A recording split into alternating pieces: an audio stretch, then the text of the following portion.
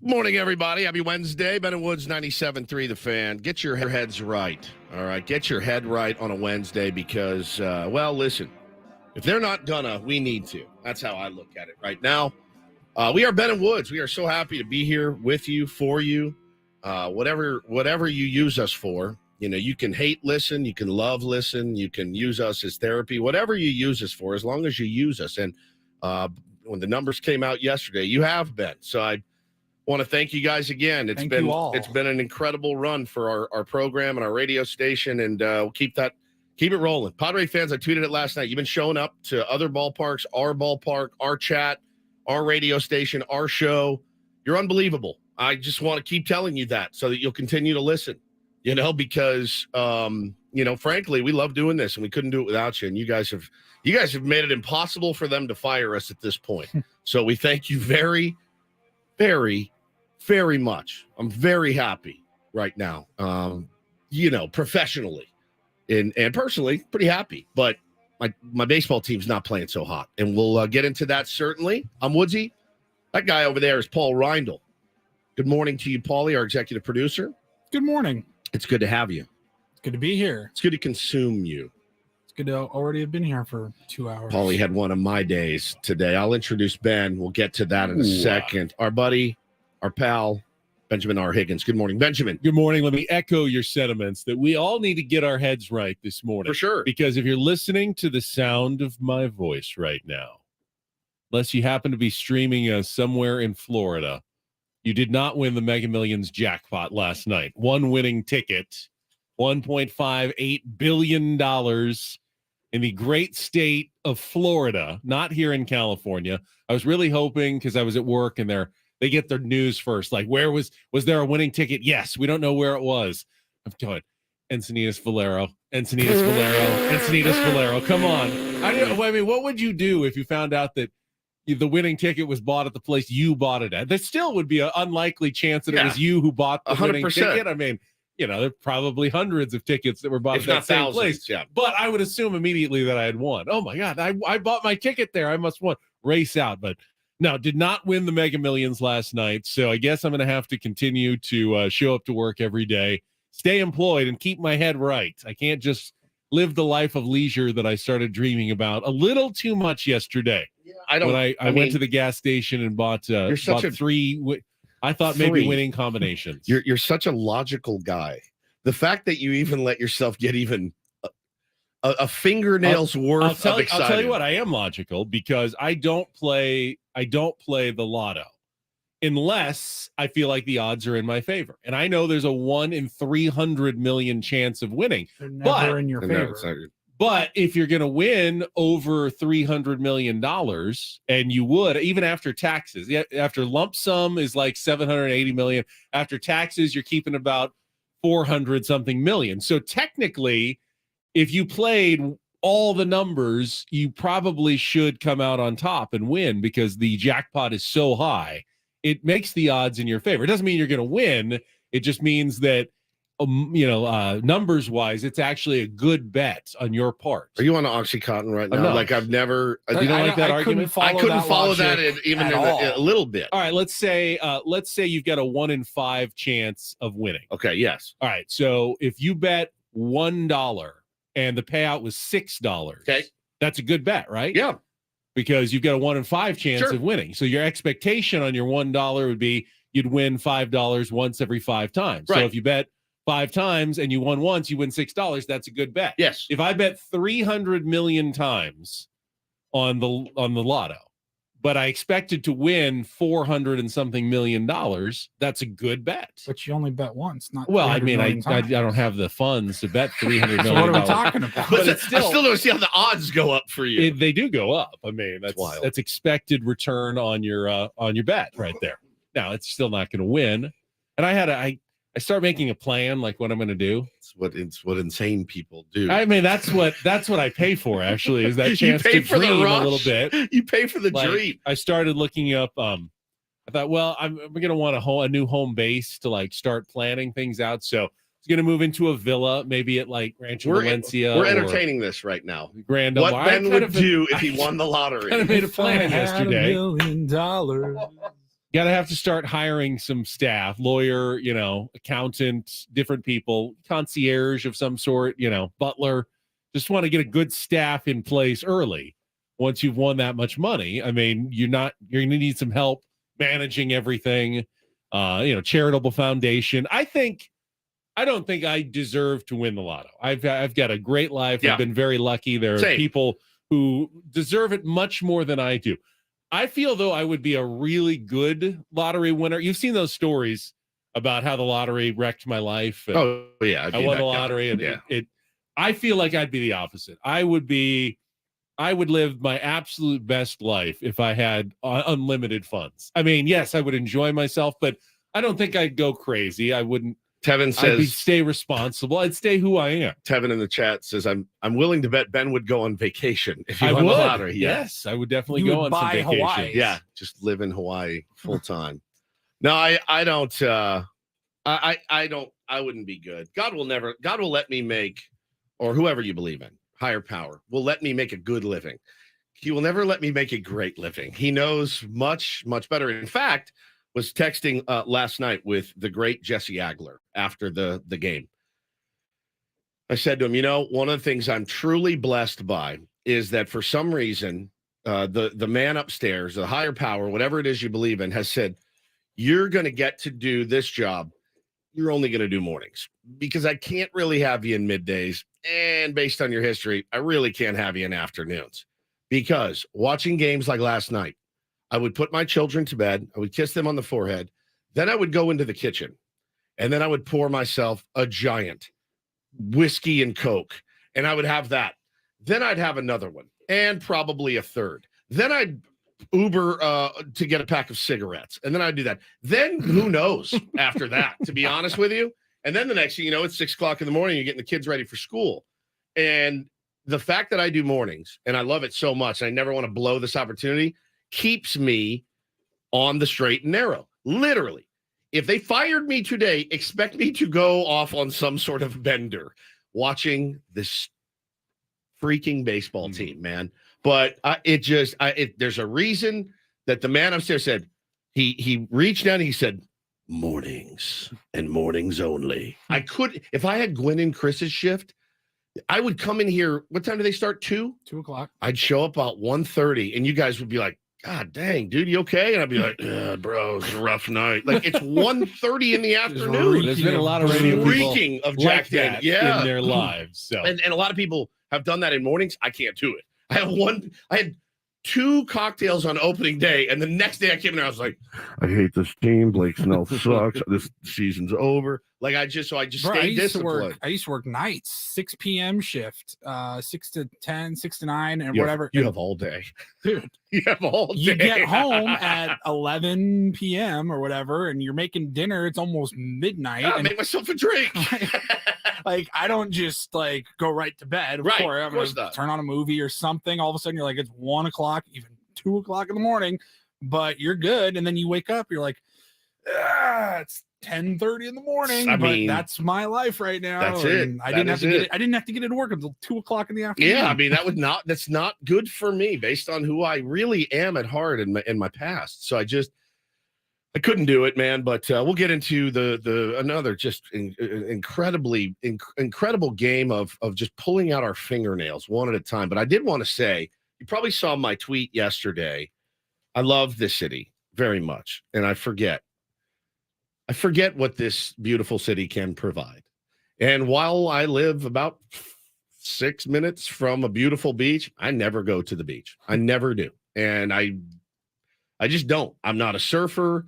The ocean domes me out a little bit. There's sand. Also, the sand is a big part of it. It gets in the feet and the car and the crevices and everything else. And the kids is hard. It's hard to take kids to the beach. But my friend John came in from Wichita with his entire family. And we met them at the beach yesterday. Me, Beau, Taylor went and met him. John's a guy, though, had he said, hey, we're camping out in Alpine, I would have picked the kids up. We would have driven up to Alpine. He's that guy, right? That you go anywhere for. Because I've known him since 1988, man. We grew up together. We were in a band together. He's truly one of my best friends. I love him like a brother. So we go to the beach, And they brought 5 boogie boards with them, sponges. And I looked around, I go, all right, I'm doing it. I'm getting in there. And I forgot just how fun it is to get in the water and get your absolute ass kicked by the ocean, by the sun. Into the washing machine, into the washing waves. Oh, dude, remember that feeling when you were a kid? Diving into a monster wave and then going, whoa, and like just getting soaked and, going down and going, oh, I felt so refreshed. Then you look up, you're like, oh, that's carried me 200 yards from my party. I need to get back. You're exhausted. You're sunburned. Kids had a great time building sandcastles. Beau caught 2 sand crabs with his bare hands. Like, it was a really... Can't remember the last time I was in the water. Yeah, dude. Like I've walked along the beach, up to your ankles, but I'm talking anything, I don't know, past your knees. It's been years. You guys, and the water was perfect. The waves were big. Warm. The waves were big, and like, you felt the power of the ocean. You forget. You're like, oh, dang, this is dicey out here. And you feel a little dangerous.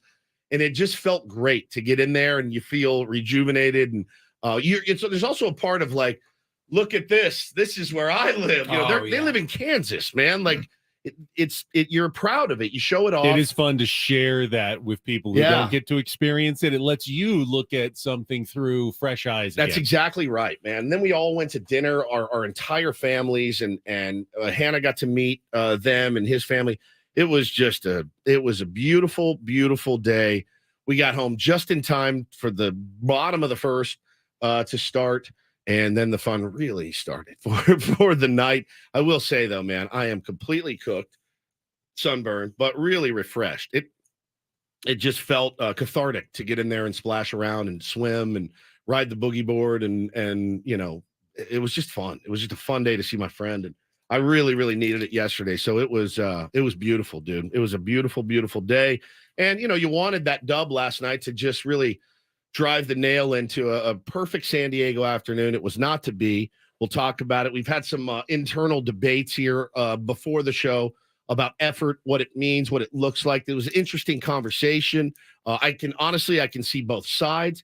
I can see the fan side of saying there is no effort. I can see Ben's side of saying, no, there's effort. There's just not results. I really can. And we can parse that out today, break it down. That's what we're here to do. I got a little frustrated last night. You did. You got a little spicy. Social media, which is unlike me. But, I mean, I'm frustrated by the lack of results. No doubt about it. This team should be better. This team should be more consistent, executing more.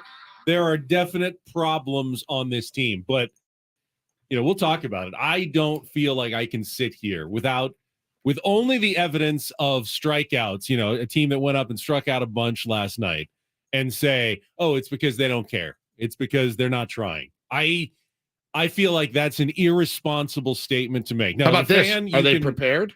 I don't know. That one you can certainly ask the question. And honestly, it would just be a guess. It really would just be a guess. From an educated guess, looking at them last night, looking at some underlying numbers, like what guys have hit off Logan Gilt, who's very good, very good.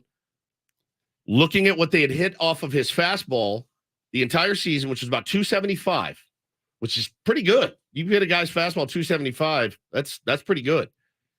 Looking at that, you wonder, do you guys know what his fastball looks like? Do you know what his slider looks like? Did you put in that work? That's fair question. I've been told by the coaching staff and others that, yes, they're putting in an immense amount of work on film study and in the cage and preparing for games. You've been told that as well. Yeah, over the course of the season, many times. I've heard the cage work is solid. I've heard the same thing. So, throwing something out with the platform that we have, to me, that is not backed up by anything other than the results is irresponsible. Now, fans, you get to have whatever opinion you want. I cannot in good conscience crack the microphone and just spew unproven or just random theories that actually go in the face of what I've been told. At that point, I'm calling everybody there, you're a liar. You say you're preparing, well, you should be, if you're preparing, you should be winning. And so I'm calling you a liar. You're not preparing. I can't do that. That would be irresponsible of me sitting in this chair in my mind. So I'm not going to do that until either someone tells me or multiple people say, hey, this team is just not putting in the work. Well, we saw it. Putting the effort out at night and night. And Bob has said it a couple of times when he felt like, at bats weren't quality all the way through. he's told us when he thought that. He didn't say that last night. Last night he had a different story, and we'll get into it coming up here. Yeah, it's a fascinating conversation. It is a bit like we're spinning our wheels, though, because we don't really know. If you look at the results and the results alone, you say, yep, you guys did not show up last night. And if that's how you base your opinions, it's hard to argue with it. When you look at, we didn't get a guy on second base till the 8th inning. That's tough. That's a tough look, no matter who's on the mound. These aren't rookies that we got. We have guys that have put up monster numbers in their entire career that have hit guys a lot better than Logan Gilbert. No offense to him. He was really good last night. That said, that's why we compiled a team full of all-stars. All right, let's put a pin in it because I want to really get into it more coming up. We've got a good show coming up for you. It's an Adam Jones Wednesday.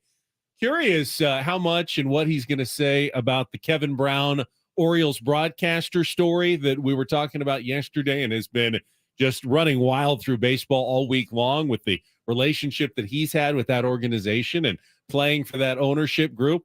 Curious what he's going to be comfortable saying. He's never one to mince his words or hold back. That's for sure. One of the reasons we love having Adam Jones on. He'll be with us at 7:35 this morning. Daily Ditty is coming up next. My pick today. What's his theme? Songs that you thought were by one band and later found out, no, you got that wrong there, by someone else entirely. It's turned into a fascinating Ditty week, I think. So we'll get to that coming up. And then off and running here on a Wednesday, middle of the week. Again, my thanks as well to all the Tier 1s who've been listening. Appreciate your support. Appreciate you joining us each morning here on San Diego's #1 sports station. Let's check traffic with Kelly here on 97.3 The Fan.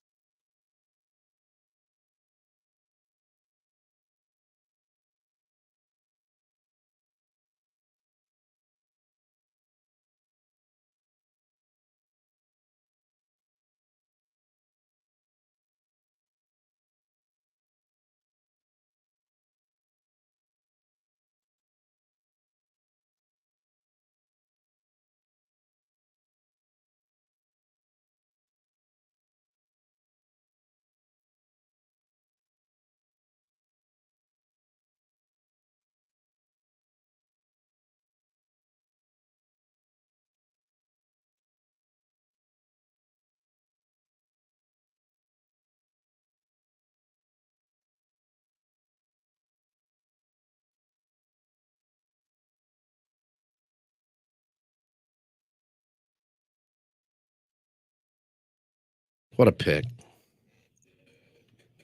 Hacks, by the way. I mean, you can't. You didn't grow up thinking this is the Beach Boys? I 100% did. Singing about surfing and Crank it with up, this Paula. kind of sound? Now, when I go to Spotify and I type in Surf City, the Beach Boys have a Surf City song. It's the exact same. It's the same song. Do they? And I Googled it. What? It was written by Brian Wilson. This song by Jan and Dean was written by Brian Wilson, who gave them this is the one song. you heard on the radio growing up. It's the Jan and Dean version that, I at least was always used to hearing growing up. So, I mean, here's the Beach Boys version. It's the same. It's different though. It's the Jan and Dean one that I'm more familiar with. Right, but it's I looked it up. Brian Wilson wrote the song. Interesting. I went back to the that's Benz.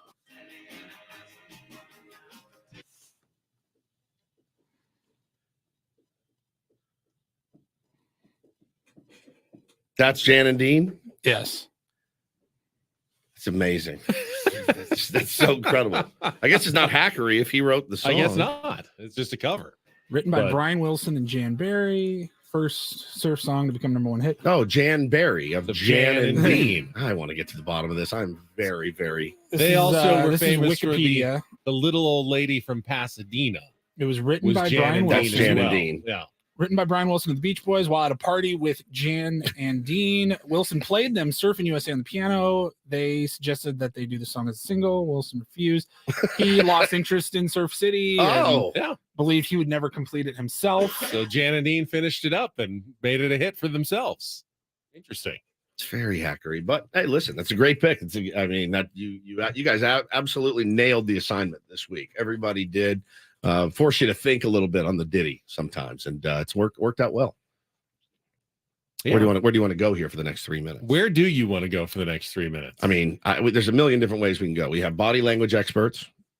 You want to do the incorporator since we only have a couple of minutes? I literally forgot about it. That's a great idea. Yesterday's incorporator word. We have the setup yesterday. Jesse Agler joining us. I do. All right. So I gave him Woodsy couldn't come up with the word yesterday. You were having trouble. So I threw in a cooking term at the last minute, which I thought would be enjoyable to hear Jesse try to work into the broadcast. I'm going to go back to one from the cooking genre because I always like those ones. I think they sound funny in a baseball broadcast. So today's incorporator word for you today, Jesse, is chiffonade. Oh, I like that. Chiffonade. It is CHIFFONADE. It means to shred leafy foods such as lettuce or herbs very finely with a knife. I'm not good at that. And Jesse Agler got this one in the 7th inning, top of the 7th inning, with Fernando Tatis Jr. at the dish. Logan Gilbert's last inning of work for the Seattle Mariners. Last time up, hit a fly ball to very deep center field. Looked like a home run. Julio Rodriguez went up and took it away. Made everybody wait, showed us the baseball in his glove. Fernando flashed him a little bit of a smile. Ball in the dirt, 1-1. But that's just sort of how it's been going for Fernando Tatis Jr. as of late. As for Logan Gilbert, he has made chiffonade of the Padre bats here tonight. Retired 14 in a row and 18 of the 19 men to come to bat. Yes, he absolutely did. Chopped him up into small pieces last night. Can I just get this on the record? I thought what Julio Rodriguez did last night was incredible. I loved it. And I want I hated it, but I loved it. Of course. I want Padre fans listening right now who are mad at me. And I saw many of you wanted him dotted last night for that. Let's flip the script. If Fernando Tatis does that, we are pantsless running around our house. Pantsless. We think it's the coolest, most badass. These guys know each other. They're friends. Bro, if Toddy robs somebody Julio's and gives them the shrug. Julio's the young version. Julio's what we had when Fernando came up. Not that Fernando's, 25 years in the league yet. Still a young, dynamic player. If Fernando Tatis Jr. does that, we are pantsless.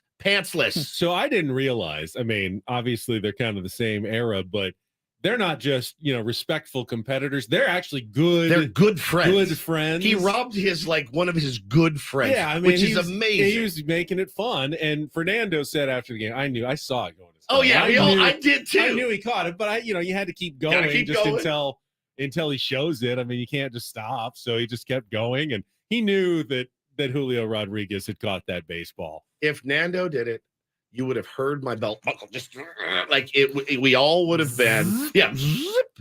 I saw the point made. He should have held it even longer and see if Fernando would have done his stutter step around third base. He had gotten that far. Yeah. Now, at some point, the umpire has to. I mean, the umpire hadn't made a call yet either. So you do have to show it just to. Yeah, you got to keep. You got to keep running all the way back into the dugout with the baseball. I mean, again, if if the goal of baseball was to get as close to a home run as you can without actually getting one, Fernando Tatis Jr. would be MVP. I know it happened Friday. Yeah, home run taken away by James Outman. Oh. Bob thought there was another one. Melvin said he thought that was three at least for Fernando Tatis Jr. that have been taken away. The expected batting average on that ball, which was hit at 108.7 miles per hour and whipped 410 feet. 990. So 99 times out of 100, when you hit that ball, it ends up a hit. Somehow, Fernando Tatis Jr. ends up with the one time that it is not a hit, and it goes into the glove of Julio Rodriguez. So good, man. So good. I mean, listen, the game sucked. The results sucked. You never know what something like that can do to change the momentum of a game. I get all that stuff. I've watched enough baseball to realize that. It sucks for Tatis. That said, I had no problem with it. No, I thought it was hysterical. I go, you, and I did. I was like, you son of, I called him names, but we would have lost our ever-loving minds. If Manny did that on a catch down and, running into foul territory, we would have lost our minds. So listen, turnabout is fair play. Toddy made a phenomenal play late in the game. Brilliant catch. And I noticed he just got up and flipped the ball into the crowd. He didn't showboat it. And Bob talked about how, despite the bad luck that Fernando Tatis Jr. has gotten, and he said, it's making him probably swing at some pitches he shouldn't swing at. And he is. He's also going out there and still playing defense, keeping a positive attitude every single day. He says, hey, I don't want a day off. I want to be in that lineup. He praised Tatis last night for his effort and his positivity and trying to somehow get out of that. Now, are you seeing that with everybody in the lineup? That's the question. I know a lot of fans were asking last night. Hard for me to question Fernando Tatis Jr., especially when you see him working on defense like that, even when he is struggling on offense. It's one of the reasons why I won't come out here and say that this team is listless or lifeless or lacks effort. But what do you think? We'll talk about it coming up next. Our Padres wrap-up, all the highlights and more. We'll discuss Doug Eddings and the interesting calls from the game last night as well. Coming up next on San Diego's #1 sports station, 97.3 The Fan.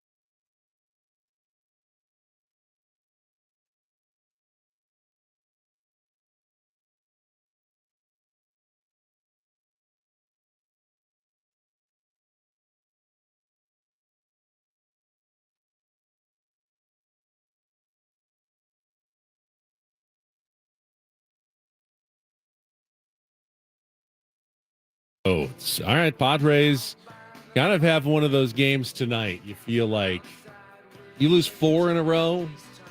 You start wondering, all right, is it over? Is it time to hang them up? I know some people already feel that way. They do. It's hard when you're 4 games out in the wild card with 48 to play, and if they could somehow find their one winning streak, the one they haven't found all year, they'd be back in a playoff spot in a week. The way everyone else is playing. That and the fact that Paulie made the point in the break. Like, let's say today they start a 7-game winning streak. Yeah, you're feeling damn good. You're in a playoff position. Oh yeah, and you could go back to this win 2, lose 3, win 3, lose 1. Like, it's been the ever elusive winning streak. You could go back to that style and probably maintain a playoff position if you won 7 or 8 in a row right now, because 7 or 8 of those wins would be coming against. And I hear you screaming in your car. I mean, from the freeway, I can hear you screaming. Why would you think they're going to win that many in a row? They haven't done it all year long. But I also know the Padres aren't the worst team in baseball. Well, that's not. Yeah, I mean, and clearly, every other team has put together a winning streak of at least 4 games. 4. Even the last one. The A's have a 7-gamer. I mean, every single team has put together a winning streak this year. So is it that crazy to think that the Padres might still have one? Yeah, it is. Because it is because we've watched this team for 100 and whatever games, 120 games. And it is crazy at this point. It's crazy. It's crazy to think it. I wonder if they have it in them. The A's had it in them. Yeah, they did. The A's had it in them. Correct. You know why? 2-win A's had it in them, or whatever they've won. They didn't know better. They didn't know they weren't supposed to win. This team expects to win. We expected them to go 30-5 to start the season. I think they did too. And the fact that it hasn't happened yet it's got to be the most confusing clubhouse of all time. They must be looking at each other going, what in the world is happening to us? Like, and it just compounds every day. Every day is worse. You're running up against, we were arguing about it a little bit this morning, talking about effort. Hard to look at a box score read me the box score. No runs, 3 hits, 1 error for the Padres. 2 runs, 9 hits, no errors for the Mariners. How many times did we K? 14. Left 14. The Padres left 4 on base, 0 for 2 with runners in scoring position. Walked once, struck out 14 times. It's hard to look at that line and go, no, they were busting their ass last night. It is. I understand that. Ben disagrees and said, no, I see them trying. I mean, yeah, they're not going up there with the bat on their shoulder going, all right, that's it for me, going back to the dugout. No, they're not. They're swinging at terrible pitches. They're swinging at pitches way out of the zone. They're Randy rollover damn near every time they do put the ball in play. They didn't have a man to second base until the 8th or something. I mean, I see their point, but I also see your point. I saw Tatis busting his ass to catch that ball. I did. Absolutely, I saw it. I see Ha-Seong Kim playing like Pete Rose every single night. Which is why he's like my biggest argument, because everyone can agree. Every Padres fan can agree he's that busting his tail. Kim has played as hard, as much hustle, as heart as anyone in baseball this year. And the first 3 at-bats yesterday and the first 2 strikes of his last at-bat, he looked as horrible as anyone did. Give some of that to Doug Eddings. And that's the other thing we were arguing about this morning is, like, Ben said, well, the umpiring was really bad, but it was both ways. I said, yeah, you're right. I said, but knowing who's behind the dish last night, okay, if you're in the team meeting, and they have hitters meetings every day and all that. All right, guys, Eddings is behind the dish. It's going to be a big zone. Get up there. If you recognize fastball, hack at it. I don't think we can go up there and grind out. He's not going to walk anybody. Like, Logan Gilbert's not going to walk anybody, even with Doug Eddings behind the dish. Logan's going to be around the plate. Doug Eddings behind the dish. Tonight's approach is aggressive. Juan Soto was not aggressive. Trent Grisham was not aggressive. These are the things where you look at and go, are you getting what you need? Like, that's pretty elementary for me. Hey, this guy's got a big zone. What does that tell me? I cannot take anything close. I better be happy. Of the 14 strikeouts, 10 were swinging, 4 were looking last night. But you're just talking about the final pitch, Ben. How do you get that's to, true. That's the other thing is there's 2 other strikes in there. Where did they come from? And there was a lot of swing and miss. I think Gilbert had 17 to 20 swing and misses as well. I mean, he was getting a lot of swing and miss. We'll talk about it. There was two pitch clock violations in that game as well that went against the Padres. What game was Ben watching? It's tough, dude. It's tough. I don't want anyone to mistake me that I thought, the Padres were great last night and just got unlucky. It was one of their worst games of the season last night. I just can't go. I mean, we can go player by player if you want to. I mean, it's just that it just seems unfair to go Ha-Seong Kim trying or not trying last night. I mean, it seems unfair to make that. You can't just out of blanket and say this team is not trying or this team is trying. You got to define. Every player is their own guy. You got to define what trying is. Yeah, exactly. If you're going to have that conversation, it's a very deep conversation because there's no team in which every player is locked in every second of every game. I like just the term instead of trying. Let's replace the word trying with, at least offensively, quality at bats. Yeah. Right? Are they giving you quality ABs, or are they swinging it? Can you have a quality at bat that ends in a strikeout? Absolutely. 100%. How do you define then? What's the difference between a good strikeout and a bad strikeout? I think a good strikeout is you work the count, right? You spoil a couple of pitches. Sometimes you get beat. Sometimes you're looking heater and he busts a 3-2 curveball. Ray Kerr had a really, really nice pitch with the bases loaded yesterday. 3-2 pitch. Suarez at the plate. I'm even though he can't locate his fastball, I'm like, he's not throwing breaking ball here. There's no way. What does he do? Drops that thing in there. It happens. Okay. So I think there are many times I've struck out in my life, but I fouled a bunch of pitches off. I took some tough pitches, and then sometimes he just gets you. And I think everybody's okay with that. It's the slider that the catcher's reaching for in the other batter's box, and you're just flailing at it. So those are the ones where you're like, all right, man, I get that you're jumpy. I get that you want to do stuff. I get that you're trying to press and do things right now, but it's just got to slow down for them a little bit. I see a lot of, hey, look at the Mariners. They're having fun. We're not having fun. Losing sucks. I'm not surprised they're not having fun. I'm not surprised, though. It's a vicious circle. I'd be a little pissed off if they were having fun. To have fun, you need to win, right? And it just goes around and around and around. And that's to be relaxed. You need to get a few under your belt. And they're dying to try to get at least one under their belt right now. So it is a vicious cycle. They're trapped in it right now, and it's not fun. It's not fun for them. It's certainly not fun for us. And I'm losing fun. No. What are you having fun for? Yeah, that's exactly right. What are you dancing on the table for, Jeremy Giambi? Get down. Get down. It sucks. All right, let's check traffic. We'll come back with some of the highlights and finish our breakdown of last night's game. It's Ben and Woods at 97.3 The Fan. Here's Kelly. From the premier Chevrolet of Carlsbad Traffic Center, part of the premier auto family, here's Kelly Danick. Couple problems on northbound 5-1 in National City. This is just before Civic Center, an accident involving a couple cars there over to the right shoulder. Up ahead, before the 163, we have reports of a stalled vehicle partially in that right lane. I'm Kelly Danick with Ben and Woods, San Diego's #1 sports station, 97.3 The Fan. It's a shame if they lose. You can visit Pity City, but you can't live there. Oh, it's been a great day today. Can't wait for more. Hey guys, it's Woodsy live from the Crapper again. Did you miss any of the Padres game yesterday? Cancel the parade. That's why you play the games. Oh, God, here we go. It's the Padres Wrap-Up with Ben and Woods. Slam Diego? More like fail Diego. Presented by Hamul Casino. With thrilling slots and tables and all the best rewards, Hamul Casino has all the fun you're looking for. Hamul Casino, fun above all else. On 97.3 The Fan. I just felt the way that the roster is built, they would have to outscore their opponents to win. One pitch. Fernando hits it in the air to center field. Rodriguez backing up. He's onto the warning track. He's at the wall. Leaps up. Did he catch it? Oh, my goodness. Nobody knows. Yes, he did. Wow, wow, wow. He held the ball in his glove. Fernando was all the way to second base in his home run trot. And then Rodriguez opened up the glove. Look what I found. What a catch. Kerr is ready, and time was called right before he delivered. Did he wait too long? He did. An automatic ball 4, and that will bring home the first run of the night.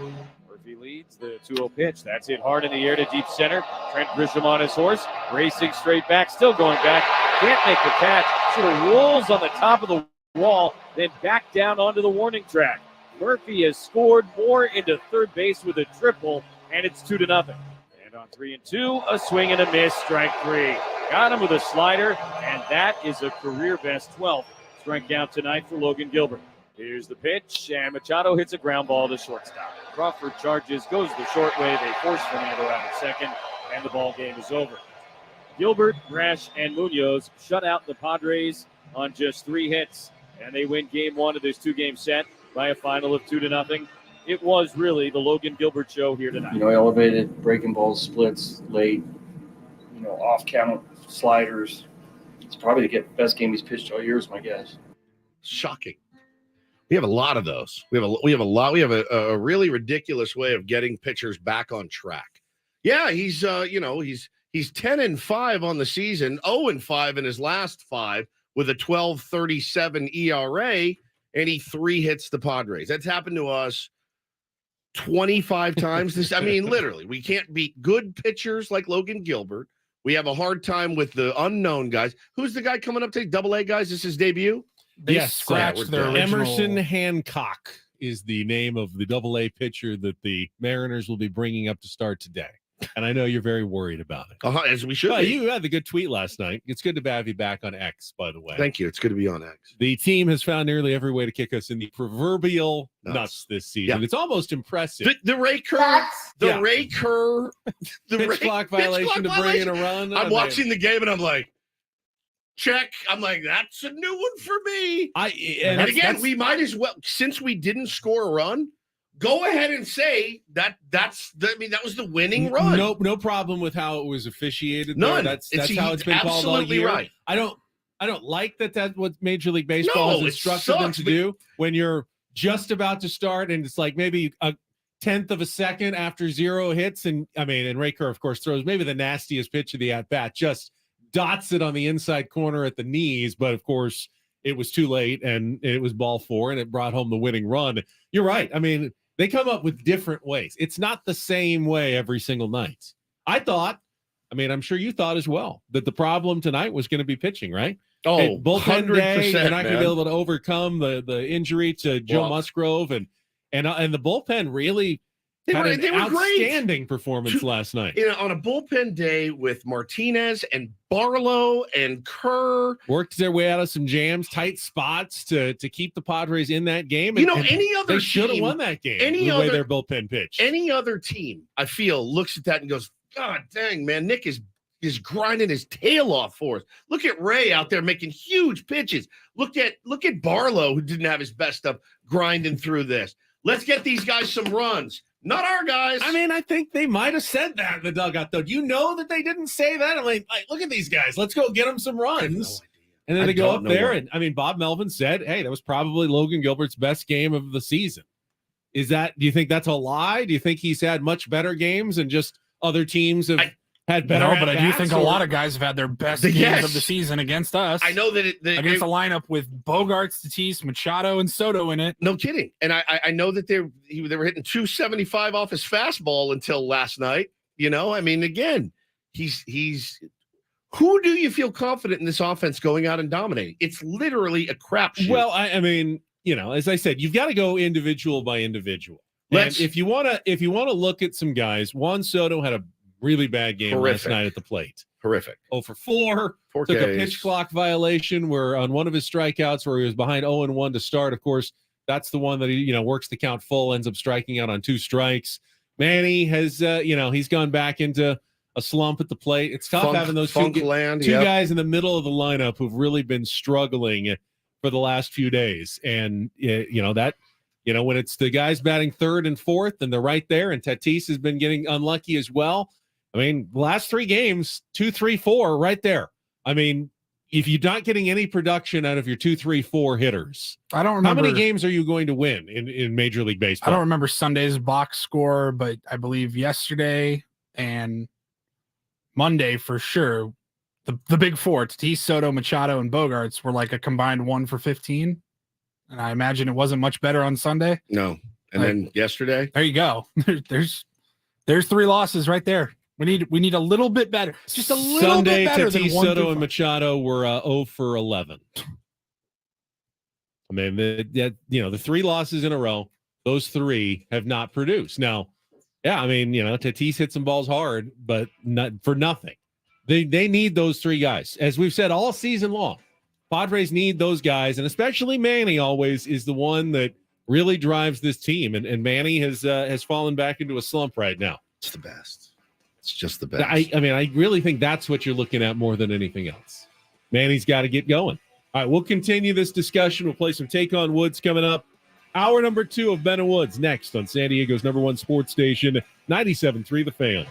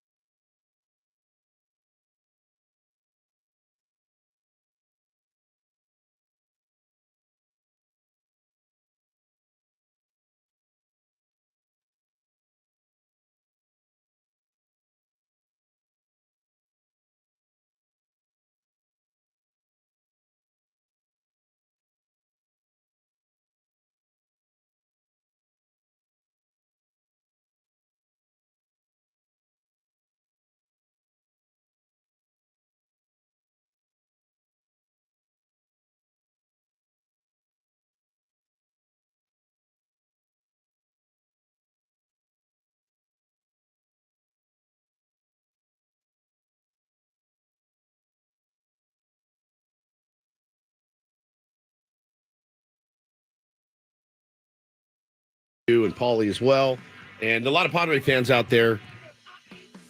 On what planet does a guy go 4 for 4, hit 2 absolute piss missiles out of the stadium, and the next day, hey bud, grab a seat? I understand it was a righty. You used a righty in Garrett Cooper anyway. Garrett Cooper can find at bats later. Luis Campusano is one of the most hitterish looking guys on this team. Nothing against Garrett Cooper. Here's the other thing. You're still carrying a designated hitter that you don't play that's a lefty. So if it was, well, we want to play the matchups, maybe Cooper's handled Logan. I don't even know. I didn't even look because it doesn't matter. Luis Campusano, you hit 4 missiles, and your reward is to ride the pine the next day because you caught? We only have a certain number of games to go. Is he hurt? Did he tweak something? That I don't know. I was scratching my head, and here I found the quote from Bob Melvin talking about it. Maybe I'm the a-hole here. He said of Gary Sanchez and Luis Campusano, I think they're both performing well because they're getting a little bit more time. We did go back and forth with the DH and catching, but we also have some other guys here that we've just gotten in a deadline trade that we feel like can be impactful too. So it's a little bit of a balance right now. Campusano is going to catch you Darvish tonight in the game. So Bob decided to give him the day off in between catching assignments. It's a tough one, man. I felt like that was something I would have liked to have seen Campusano in the game last night. What did I say? 4-for-4. What did I say yesterday? I'd like my skipper to make moves where I can defend him. Like this is one there's no defense unless lineup's not 100%. I don't know whose it is. I'm sure we all know that there's big meetings every day about who needs to play and when. And I think you need to umbrella it a little bit and direct that frustration maybe towards the team instead of just Bob Melvin, because we don't know how much control he has over that lineup. But in that's the thing that's nuts to me is do you know how hard it is to get 4 knocks in one game? Very, very, very. And how you feeling after that? And how you feeling after it? Even in look, Campy said the right things. He's no, it's cool, but I'd rather get the win. I don't care if it's vintage DeGrom going the next day. You're like, I'm feeling it. That dude up there. I'm telling you, when Campy got home yesterday, he was like, at least I got 4 knocks. It's fine. That's good. Stay hot. If the ball looks like a beach ball to you, keep swinging it. You don't sit him the next day for Garrett Cooper. If it was earlier in the season, there's value. You can't just early in the guy season and then never use him. So I do understand why you want to get Garrett Cooper into the lineup at some point, but to do it at the expense, if you're already going to go with a right-hander against a right-handed pitcher, and I know that there's a danger. We talked about this yesterday because I said, maybe they go back to the 2 catchers because they're both hitting right now and you need to win the game. I said that on the show yesterday. So this was a first guess, not a second guess. And I know that it can leave you vulnerable if your catcher gets hurt and then you lose your designated hitter. But to do that yesterday coming off the 4-for-4, I felt was a missed opportunity to take advantage of a guy who's swinging the bat well right now. Well, again, and I don't, not to sound callous, but I don't really care about Garrett Cooper and G-Man Choi's feelings about the ABs that they're not getting right now. If they're the best matchup for the game, play them. But last night, coming off of 4 knocks, and we're not talking 4 bleeders here, guys. 4 ass out, oh man, we just got it down the line. We're talking about Tim's absolute single. We're talking about nukes. Let line drives 115 off the bat, whatever. Get that guy in the lineup. Keep him in the lineup. Hit him in the 4 hole. Like, I would understand it.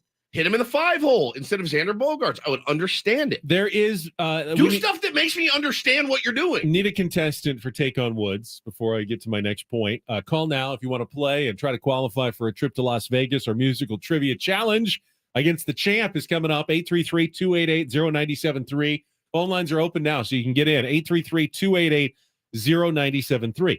I have sensed a reluctance, and again, I don't know whether it's Bob Melvin or the front office on lineups. I have, though, sensed a reluctance to maybe mix things up. Bob did it a little bit earlier in the season. It's right there in front of you. Of course there is a reluctance. But, even when Jake Cronenworth was struggling, he was always there in the 5 hole or the 6 hole without fail, without moving anybody. Isn't it time to, shuffle things a little bit again? I got a lot of people in my timeline and some good arguments about Fernando Tatis Jr. continuing to hit second in the lineup, even though, he's been scuffling lately. Would it be better? You brought it up yesterday. Maybe Xander in the second slot and move Tatis back to 5th.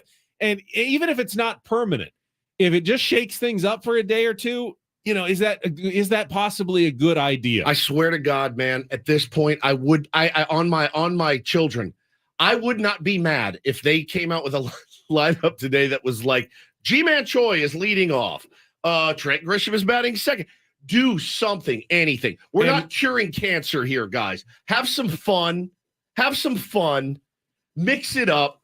Get the guys loose. Do something, anything. I will admit, the last thing I want is a reactionary manager who has wild mood swings on his lineup day to day, and players have no idea what to expect when they come in every day. I appreciate consistency. I think Bob Melvin generally handles it the right way. He's not overreacting to, one loss or two losses, sure, or a guy that gets into a bit of a rut. But now we're at three losses. But at this point in the season, it's more than 3 losses. It's saying now it's more than that. It's, hey, look at a guy's over the last 2 weeks, and hasn't been going well with Jake. I mean, I called for it a long time ago. Now he's hitting well. I'm fine with him batting in the 6th slot, or even move him up higher the way he's swinging. But they're afraid to move guys up when they're hitting well. They're afraid to move guys down when they're not hitting well. And I do feel like that there needs to be a little more responsiveness when it comes to evaluating your own team. I go back to and making a couple of changes as you go. And again, I'm going to single him out, and I'm not meaning to. It's just the first thing that popped in my head. I go back to our interview with Xander Bogaerts at the beginning of the year in spring training, telling us where he doesn't want to hit. My man, for $280 million, if I need you to hit 9th, you're hitting 9th. You signed the deal. You're here. Second, he doesn't want to hit? Yeah, my number is this. Where, I don't care anymore. I don't care about Juan Soto's feelings. I don't care about Manny's feelings. They're here. They're locked down. Well, Tatis's career OPS is lower in the 2nd slot than it is either at first or cleanup. The other places he's batted the most. Now, a lot of that's the last 3 weeks. Yeah. Where it's kind of gone down just because he hasn't hit well. Is that because it's the 2nd spot, or is it because when he was slumping, he happened to be in the 2nd slot? You can't – it's not a if X then Y. It's not, he's in the 2nd slot, that's why he's slumping. He may be slumping, he just happens to be in the 2nd slot when it's happening. Got to mix it up. You got to do something. It's not causation is not necessarily readable into those numbers. Just a couple of good points by Angelo and our pal Gavin. Can't be sat. He's the only other guy, I think, with 4 knocks. He's done it twice this year. Mm-hmm. He sat the next day too. He did it in Detroit and sat the next day. Now that maybe have been, I don't know. I understand the catcher and you want to give him a day off. Not if you get 4 knocks yesterday. You're going to DH, buddy. Also, you're young. Get your ass back behind the dish. We need you. We're running out of time. The same manager who had Austin Nola catch 700 games in a row. Straight postseason games or whatever it was. Because Jorge Alfaro did something. So you certainly don't have a problem throwing the guy in 2 or 3 days in a row. Clean it up. Clean it up. All right. We'll get back to all of this and take some phone calls at the bottom of the hour. Or no, we got Adam Jones at the bottom of the hour. We got Take on Woods coming up right now.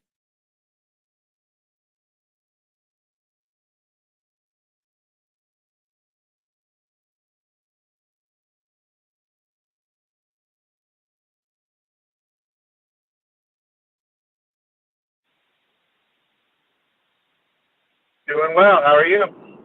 Good. I'd love to see a win today and see you qualify for our trip to Las Vegas this month's drawing. Come on, Larry. 2-night stay at the Westgate and 2 tickets to the Cool in the Gang show.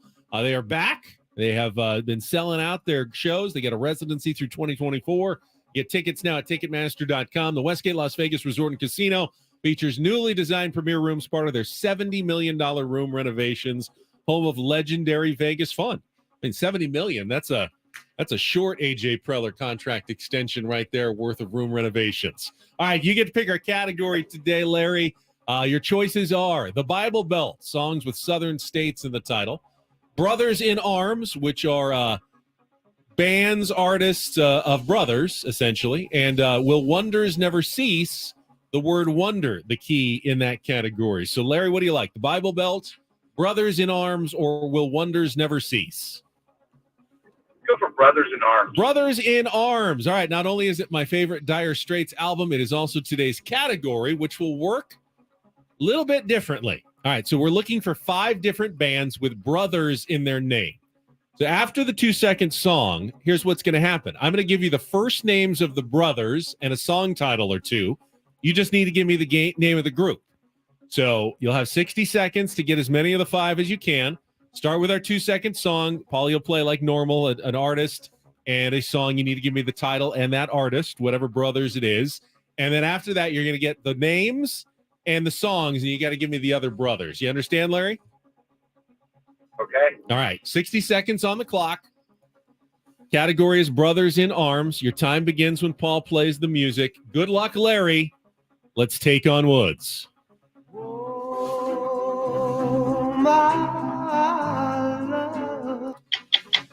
Righteous Brothers. And what's the name of the song? Unchained Melody. Correct. Dwayne and Greg, Midnight Rider, Rambling Man. Is that the Allman Brothers? Correct. Kevin, Nick, and Joe, Do It Like That. Jonas Brothers. Correct. Kelly, Rudolph, and Ronald, This Old Heart of Mine, and It's Your Thing. Is that the Doobie Brothers? Oh, no. Don and Phil, All I Have to Do Is Dream. No.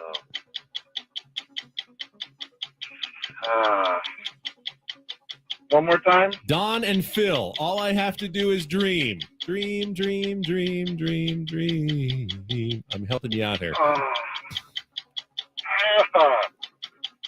Quickly.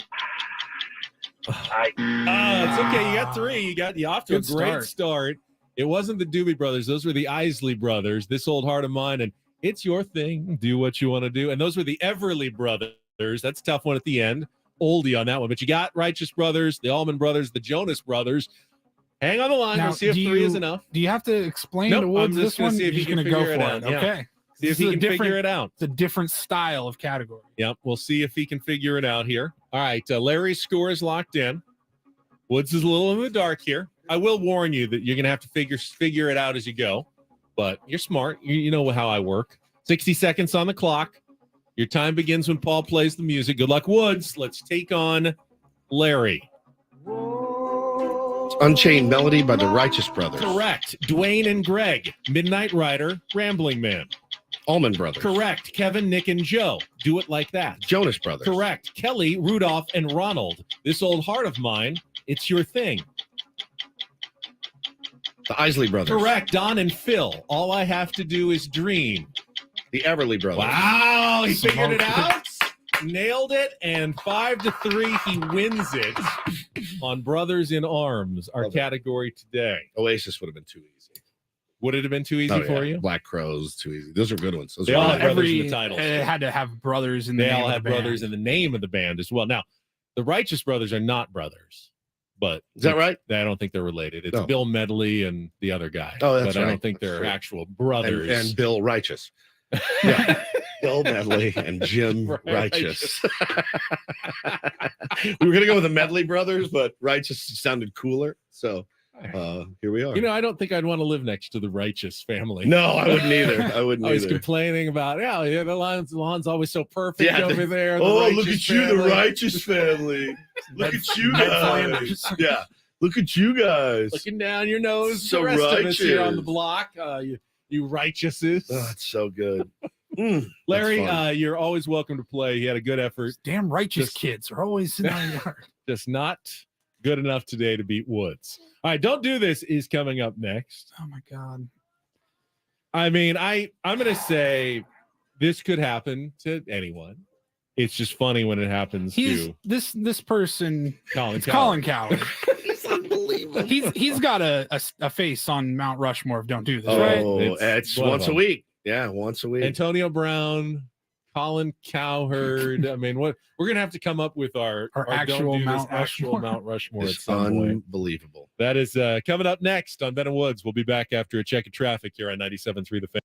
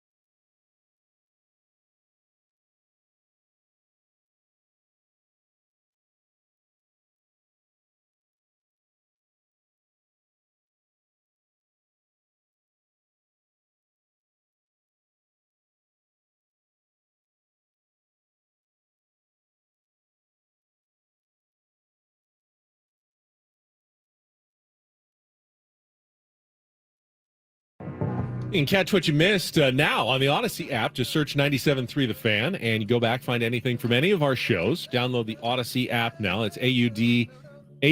And I know, shout out to the Tier 1s who are listening to us right now, like at 3 in the afternoon, who don't catch the show live, but go back every day and listen via the app or go back on the YouTube stream. Hey, good afternoon. I'm in Laguna right now, if you wanted to know. Good evening and good night. And, we do get credit for you listening. They know that you're listening, especially if you do it that day. So thank you very much. Appreciate it. All right, I'll start. Don't do this. Remember the story a couple days ago, Lyon Richardson, what was his name? The pitcher for the Reds who gave up home runs on his first 2 pitches of his big league career. So last night in Philadelphia, I would call this the umpiring equivalent of that. Guy named Lou Williams was called up from the minor leagues to fill in and make his debut as a major league umpire. He was manning first base in the first game of a doubleheader between the Nationals and the Phillies. Okay. First inning, did not have to make any calls. No plays action. at first. I don't think there were any check swings or anything. So nice, easy. All right, get my feet wet. I got this. I can do this. Here I we got go. this. Second inning, not so much. His very first call was he called Ildemaro Vargas out at first base on a throw by Zach Wheeler. However, replay showed that Bryce Harper's foot was off the bag. It was a bad throw. Pulled him off. They challenged, and it was overturned, and Vargas was ruled safe. He's like, second inning. Yep. Comes back in the third inning, gets an opportunity to redeem himself. Nick Castellanos, long throw from third by Vargas, calls him out. Phillies challenge, replay showed. Nope, Castellanos beat the throw. He was safe after review. 0 for 2. Oh, my God. Moments later, Castellanos was a pickoff attempt by Trevor Williams at first base. Williams calls him out again. Oh. Again, the Phillies challenge and the replay show. Castellanos was safe, got his hand on the bag, did not get tagged. 0 for 3. First 3 calls of his big league career, all wrong, all overturned. There's an update to the story. They actually made him crew chief, so he's good to go. He's good to go. And he's still better than Angel Hernandez. Yeah, and Doug Eddings. Well, this is one of those don't do this that pops up and you go, should we even do it? But yeah, you have to. When it's Colin Cowherd and he's doing a bit that is essentially quarterbacks that can't win a Super Bowl. And he was going through all the quarterbacks. He listed them into 3 tiers. 3 tiers. The elite, the Patrick Mahomes, Aaron Rodgers, Jalen Hurts. Jalen Hurts. Yeah, and the then question would be like the guys like the Jared Goffs of the world. Yeah, could Jared Goff Wilson? Yeah. Well, can Brock Purdy take a 49ers team and win a Super Bowl? Right. And then it was he had like 4 elite, 6 in the bottom tier, and 20 that can't win a Super Bowl. And then the third category is 20 guys who are not getting to a Super Bowl and certainly not winning it. And that's everybody else. From Baker Mayfield, Teddy Bridgewater, Dwayne Haskins, guys that are just not. So if you didn't know, Dwayne Haskins is no longer with us. He was hit by a dump truck, and he's passed away. Ago? Yeah, 24 years old, passed away. So yeah, technically, Colin, he won't be winning any Super Bowls. Also, Y.A. Tittle will not be winning a Super Bowl anytime soon. Yeah, Joe Theismann probably not going to win one. Another one. Yeah. April 22. Yeah. Phillip Rivers not going to win a Super Bowl. Actually, he's got a better chance than some of the other. Yeah, that's true. It's just you're like, buddy, how do you put that on the graphic? I saw somebody. I think it was Awful Announcing was writing about that, as they typically do, and he's not wrong. It's factually correct. Not going to win a Super Bowl. If you're getting, they were saying that he doesn't he specifically on his show avoids talking about deaths. Yeah, really? It does not talk about uncomfortable deaths. topic, so he forgot about it because he didn't want to talk about it before. So if you don't, I get that. Talk about which does his whole staff that puts that graphic together? Do they also not like to talk about at an operation at his level? National, you got to have fact checkers. You got to have. In fact, someone needs to catch that. If it's not called now, if you're us and we're just cracking the mics every morning and we've got just the 3 of us and we're talking off the cuff for 4 hours, we're not putting together graphics. Yeah, I mean, anyone can make a mistake. Sure. I mean, speak for yourself. But yeah, I mean, I've never made a mistake on a pronunciation or anything. It's not a firing offense. It's No, I mean, it would be funny if it weren't for the fact that the guy obviously died. he's dead, and that's tragic. Somebody says in the chat, dump truck. Yeah, no, he I believe he was can't drugged. remember. I thought he ran out of gas. Yeah, on the side of the truck road. hit him though. And Yeah, he was the side of the walking along road. the side of a highway and he got hit by a dump truck. Yeah, I got hit by a dump truck. It's awful. Ugh, terrible. All right, finally, The dump truck.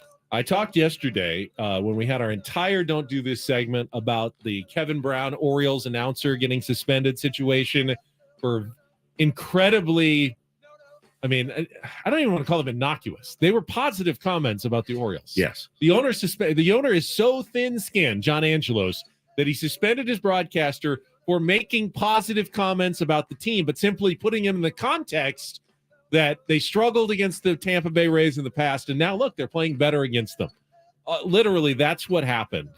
I did a do this though for all the broadcasters who went to Kevin Brown's defense yesterday, like Gary Cohen and Mad Dog Russo and Mike Scott Van Petriello. Pelt, and I mean, and so many people across the country.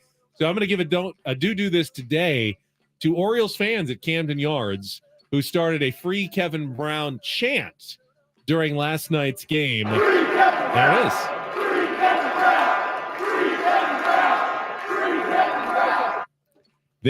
They made their wishes known as well. Now That's what it sounded like from somebody in the crowd with a cell phone. Here's what it sounded like on the broadcast. You could still hear it very clearly. Home run. Made it look easy. Good athletes can do that, Debo.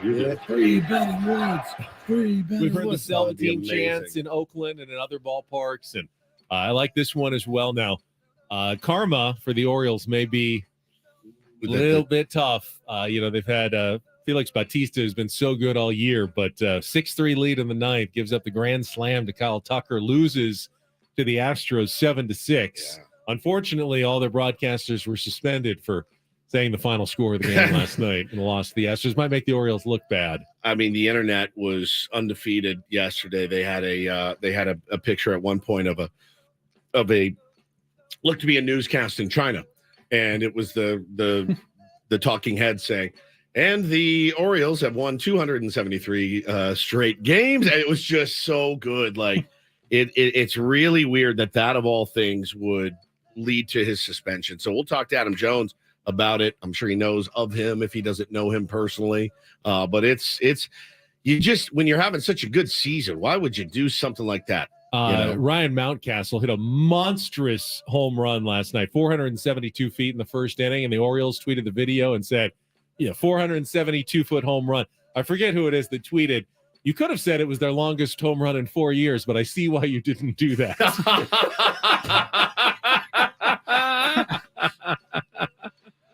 And that is don't and do this for a Wednesday. That was Don't Do This with Ben and Woods on 97.3 The Fan. All right, speaking of those Orioles, Adam Jones, he lived in that organization. He played under that ownership group. I am very curious. It's still his team. He was just out there with him for out a week. there. I mean, he's got a professional relationship with them. I mean, is he going to have to just edit himself? Are we going to put him in a bad spot here in this Is he next going to get segment? suspended for comments he makes on our show? You never I know. hope not. You Don't never tell the know. Orioles whatever he says on our show. Maybe it'll fly under the radar, but he's not one to usually hold back. So I'm curious. Adam Jones will join us when we come back on San Diego's #1 sports station, 97.3 The Fan.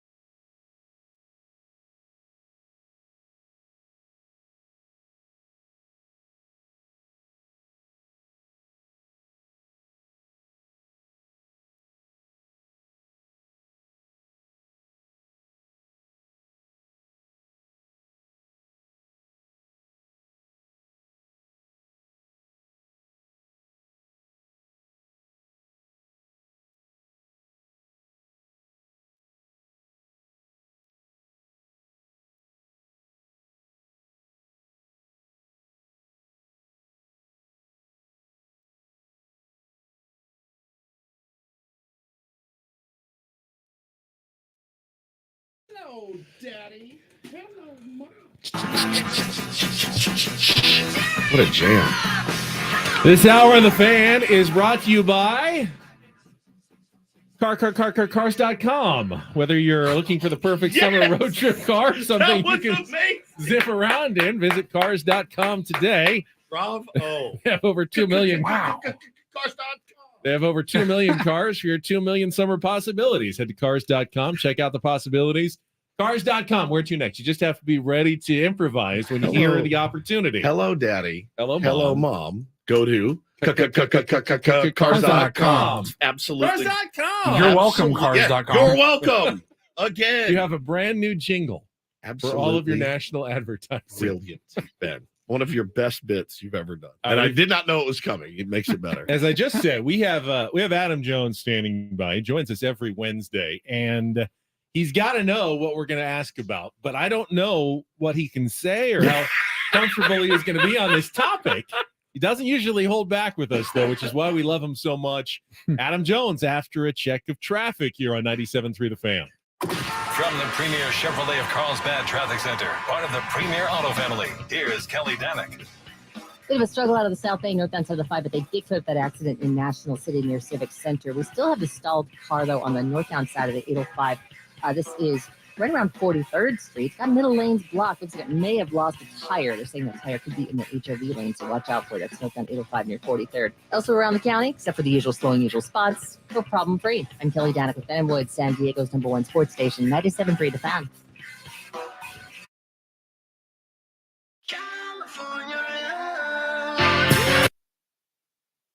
Oh yeah, California love's fine. It's the Baltimore non-love that's been the issue this week in Major League Baseball. And joining us right now on our premier Chevrolet of Carlsbad fan hotline is our friend and 5-time All-Star Adam Jones. And if you need a safe word in this interview, be very careful here. You let us very know, careful, AJ. You let us know where we have to stop and you have to draw the line, because I know you're still close with a lot of people, front office in that organization. You were just there last week or two in Baltimore, so they certainly found themselves on the wrong side of one of these stories that goes viral this week. Yes, they have, unfortunately, because it takes away from how great the team has played. Yep. It takes away from how great the organization has been, how great Camden Yards has been. It takes away from everything that is going good right now with the Orioles organization. I don't know all the details about it. I've read a few articles from, sources and all this different kind of stuff, but I haven't heard a statement from the Orioles yet. So I'm just waiting for all the details to come out before I formulate an opinion, because I don't know everything that's going on, and I'm just not going to just say, hey, this is going on, but I don't know everything that's going on. I just know that it sucks because it takes away from such a great team right now, what they're doing on the field. I agree with you, and I think partly I've felt the same. Like, there must be another part to this story that we're missing, because it on its face, it doesn't make a lot of sense that you would suspend a guy for at least just the comments that we saw in that pregame. I mean, you'd have to agree with that. It can't just be that, right, Adam? 100%. Yeah, 100%, because those were in the game notes, according to these sources. I get the game notes every day also. So he's reciting the game notes. Like I said, I don't know everything that's deeper. It has to be something deeper, because you can't get, that's like, that's like here. That's basically Anchorman, but not messing up the teleprompter. Right. Like, you're reporting what is the facts. And hey, it's fantastic that, the Orioles turned it around and started kicking the hell out of the teams that was kicking the hell out of them. Like, I would love if you told me that, like, hey, this team's been smacking the hell out of y'all. Lately, y'all smacking the hell out of them. Keep it up. I would like that, personally. I couldn't agree more. Talking to our pal Adam Jones here on Ben Woods this morning. And, listen, you don't have to give details, but what has your experience been with, I don't know, in your career, GMs being involved a lot, owners being involved a lot? You played for a few organizations. You've been around. I mean, is it something that's prevalent in baseball where, because I can say, man, I've cracked jokes. I've been lighthearted. Sure, sometimes you walk in the dugout, you're like, oh, crap, I hope he didn't hear me call him Brent Homer well. You know what I mean? Like, you make jokes and you whatever, and you worry that somebody's going to get pissed off, but I'm just some clown on the radio. You're talking about the owner getting involved in GMs. How prevalent is, I guess, meddling in big league teams and in locker rooms? I think that's organization. Yeah. I mean, like I said, the Padres, you see Prowler all the time. You see Cyber all the time. You see, I don't want to get his name wrong, the president. I really like him. Eric Grutner. There you CEO, go. yeah. Like the CEO. You see those faces. When I got to Baltimore, first time I met Peter Angelos was 2009. I was already there for 4 years, but I met him because Joe Biden threw out the first pitch. So obviously, vice president, he's going to come out. And it's just, I think it's organization. John Henry's very involved, and you see the Steinbrenner is there. It's just organization, I think. And the Orioles have always been real old school where, Mr. Angelos handles the business and he follows suit. And, now that he's not in charge anymore, due to the health, now John Angelos is in charge, he's making sure that he's trying to cross all his T's, dot all his I's. And I can't imagine it being easy, but he's around a little bit more than his father was. And I think that's a good thing. Elias is around a lot more than Duquette was in a sense. And I think, when you see the GM often, it gives you a sense of comfortability. When you see him, sparingly, it's like, oh, my ass gets tight because, if I don't do this, he's like, oh, man. Because we used to have target practice with Duquette because, hey, we don't see you all the time. So when he's walking down, coming on the field, we're trying to hit him with balls because we don't see you that much, brother. Come hang out. Come have some fun with us. Oh, it was great. I told him that story on my podcast. He was like, no way. I wonder why I was always dodging balls every time I came on the field. Yeah. You treated him like the guy at the driving range in the cars that's picking up the balls. 100%. And he dressed like it too. So, you might as well go after him. But it's just organization. Me, I like to be around everybody, Yeah. It makes everybody comfortable. When I was in Arizona, Hazen was around. Derek Hall was around. He's the president. He was around all the time, like talking to guys, dabbing guys up. Like that gives you a sense of relaxability that I know he's the high-ranking guy. I know he can, release my ass any moment. But at the same time, he's coming down here. Hey, good job today. Good job today. That goes so much further than you can think. It's like, saying hello and thanking the serviceman. I would have guessed the complete opposite. I honestly, again, another, more brilliant insight from Adam Jones, from a former all-star player and guy that played for more, a bunch of organizations. I would have guessed the total. When our big boss is here, yeah, you want to talk about getting tight. You're like, I got to get the hell out of here. I don't let him. You want to stay under the radar. But and we're performing, so it's not like we need to stay off of his radar. It's just that thing. But that's interesting to know. You feel maybe a little bit more like it's a family when everybody's down there, and then you feel like everyone's pulling on the same rope. That's interesting. Talking to Adam Jones here on Ben and Woods, and so I want to get your perspective on this. Padres got their hats handed to them last night, at least at the plate, by Logan Gilbert. Struck out 14 times and had a lot of the fans, people watching going, man, this team looks lifeless. Are they putting the effort in? Are they putting the energy in? And I can't say that they're wrong, but I don't feel like I can sit here and judge effort and energy based on a bad day at the plate or a bad night at the plate. As a former player, and you're watching, what would you watch for to see if a team is actually like giving it all on their field? Is there anything that you can, or do you have to actually be in there to know if a team is giving it all out and be in the clubhouse, or can you just see it on the diamond on a night-to-night basis? It's a little bit of both of that. You can see it. You can see it, but at the same time, I'll never ever question a man's effort between those lines. That is, I know that every single player is giving it his all. I also know that Logan Gilbert shoved last night. Tatis got robbed on a home run. Damn it, Julio Rodriguez ghosted my man for a good 10 seconds. You ever do that to someone? Great play. Yeah, I did before. Yeah, I did that before. But man, you can't question the effort. What I look for is the spark plug. The spark plugs of the team, to me, obviously, is Fernando Tatis and Cronenworth, meaning, and Kim. Obviously, Kim is having a fantastic Really good. By the way, he needs way more credit than given. And those are the spark plugs. The guys that pick up everything is Soto, Manny, and Bogarts. And you just got to get those guys. Got to get on base. Those guys got to run. The Padres are an exciting team when they use their legs. And Cronenworth's been struggling this year, so it's hard for him to it's hard for him to use his legs if he hasn't been on base. But if you get those guys going, those are the energy. And then obviously you get guys on base. Manny's one of the best RBI guys. Bogarts has been, and Soto has been over their career. So it's just those guys got to get on base, steal bases, create havoc. Right now it seems like they're playing a little bit more station to station, and that's not the Padres style because they are exciting as hell. They go their first to third, score on doubles team. And right now they're not doing that as much. And again, it's hard. They just played the Dodgers at home. The Dodgers, I've been going back and forth seeing the memes and all that kind of stuff, going here and going there between both social media. So it's hilarious that, both franchises really, really care on a deeper level. So, you just got to keep at it. You're not out of it. That's the best thing about having that third wild card is they're not out of it. They're 4.5 out of it. That is a week's worth of games. You just have to hone in. You got 50 games left. It's the same with the Yankees. It's the same with a couple other teams. You got to just hone in and just drive in men's and run in scoring position. Play small ball if you have to. Damn it, if you got a bunt to get the guy over, do what you got to do because your numbers at this point, only number that matters is a W. That's it. And getting your ass into the postseason. That's your it, individual man. numbers don't matter at this point anymore because it's shown that if you want to do it by yourself, you can't.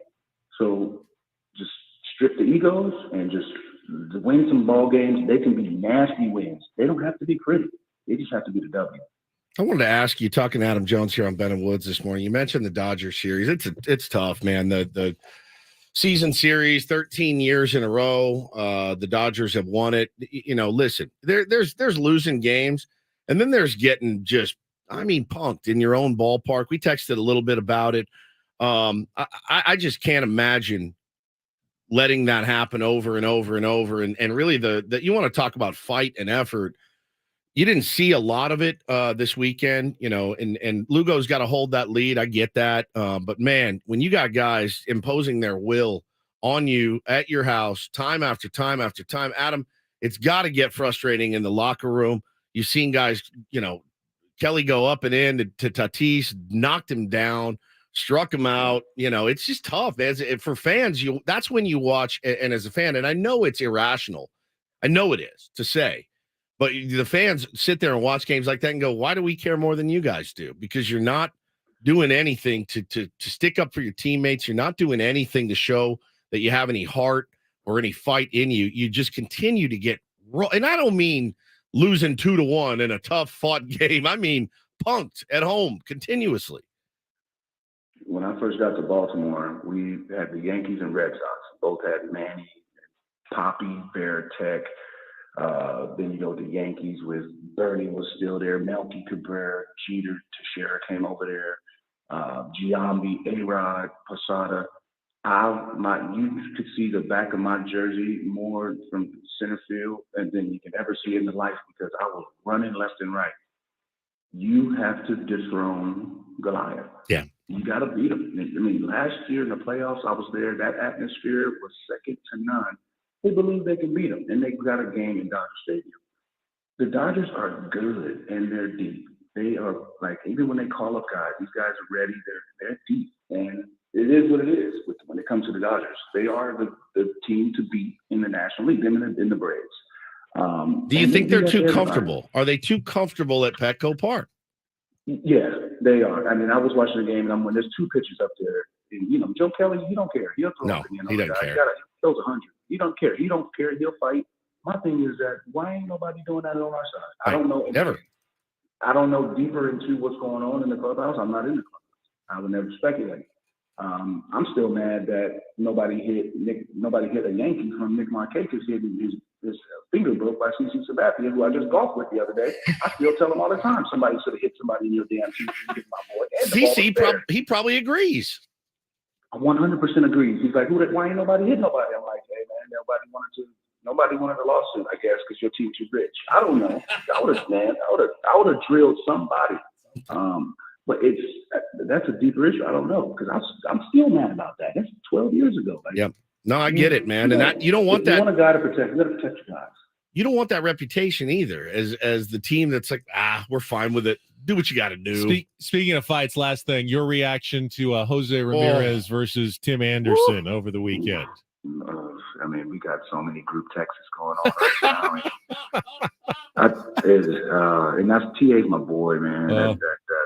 Oof. And it's crazy. When it happened, I was watching it with my family, and we one of the lawyers, my cousin's one of the top lawyers at MLB, and he's just like, oh damn. And I just kept rewinding it, and he's just like 5 games, 6 games. Oh, that's a 7th game. That's 8 games. So I mean, it's just Timmy, that's tough. And both sides. I mean, what Ramirez said, he said, hey, I've been wanting, he's been disrespecting the game for a long time. That's his opinion. But it's a lot of things that's going on bad with the White Sox. Middleton gets traded, saying that, hey, that coach over there is terrible. Lance Lynn confirmed it by saying absolutely nothing. And there's a story about Grandal coming and smacking the or something like that. And Grandal came out and said that was false. See, that's the thing I hate about the internet is that you can just say anything like that, and it gains traction. That's stuff you're talking about 2-3 million views because right after the incident. It's unfortunate. I mean, but it's part of the game. Hell, if you square up, shit. Sorry for my language. Things happen. You F around, you find out. And hey, TA been in enough fights in his life. He done won a lot and he done lost a lot. That's exactly right. That's part of it, baby. That's you square up. Hey, and Ramirez came with a ghost. He did. Oh man, it's unfortunate. Oh man, he's gonna live. It's gonna be. I mean, that's your boy. That's your boy. You can never let him live that day. Or you just don't bring it up. He knows. Like, oh no, you're not bringing. No, hell no. We bring no. You bring that up, man. It's reality. It's reality. It's reality because I mean, you bring it up in the right moments. Yeah. But it's just reality. It happens. It happens. You know what I mean? And you probably don't get maybe get another scuffle and maybe win it. Who knows? But it's part of baseball. It's part of sports. But the guy who gets the MVP is the umpire. He said, fight. He got his ass out the way. Like a referee. Out the way quickly. He was like, fight and backed up. AJ, we're out of time. Appreciate it as always. DiMaggio's safe. You had a good run of like 11, 12 appearances without cursing, but it's over now. You got to start a new streak. Absolutely. Got to start a new streak next week, man. Have a good week. We'll talk to you next Wednesday. Thanks, man. All right, brother. Adam Jones on our Premier Chevrolet of Carlsbad fan hotline. Save money the right way with Premier Chevrolet of Carlsbad. Visit them today in the Carlsbad Auto Mall. Chevrolet, find new roads. I mean, sometimes you're on a roll and then you take a curse. It happens. And we got to dump you. It happens. Every once in a while. It just occurs. All right, we'll come back. We need to get some phone calls in our second half of the show. I know Padres fans need to get it off their chests about this team. 833-288-0973. Back with more Ben and Woods on a Wednesday here on The Fan.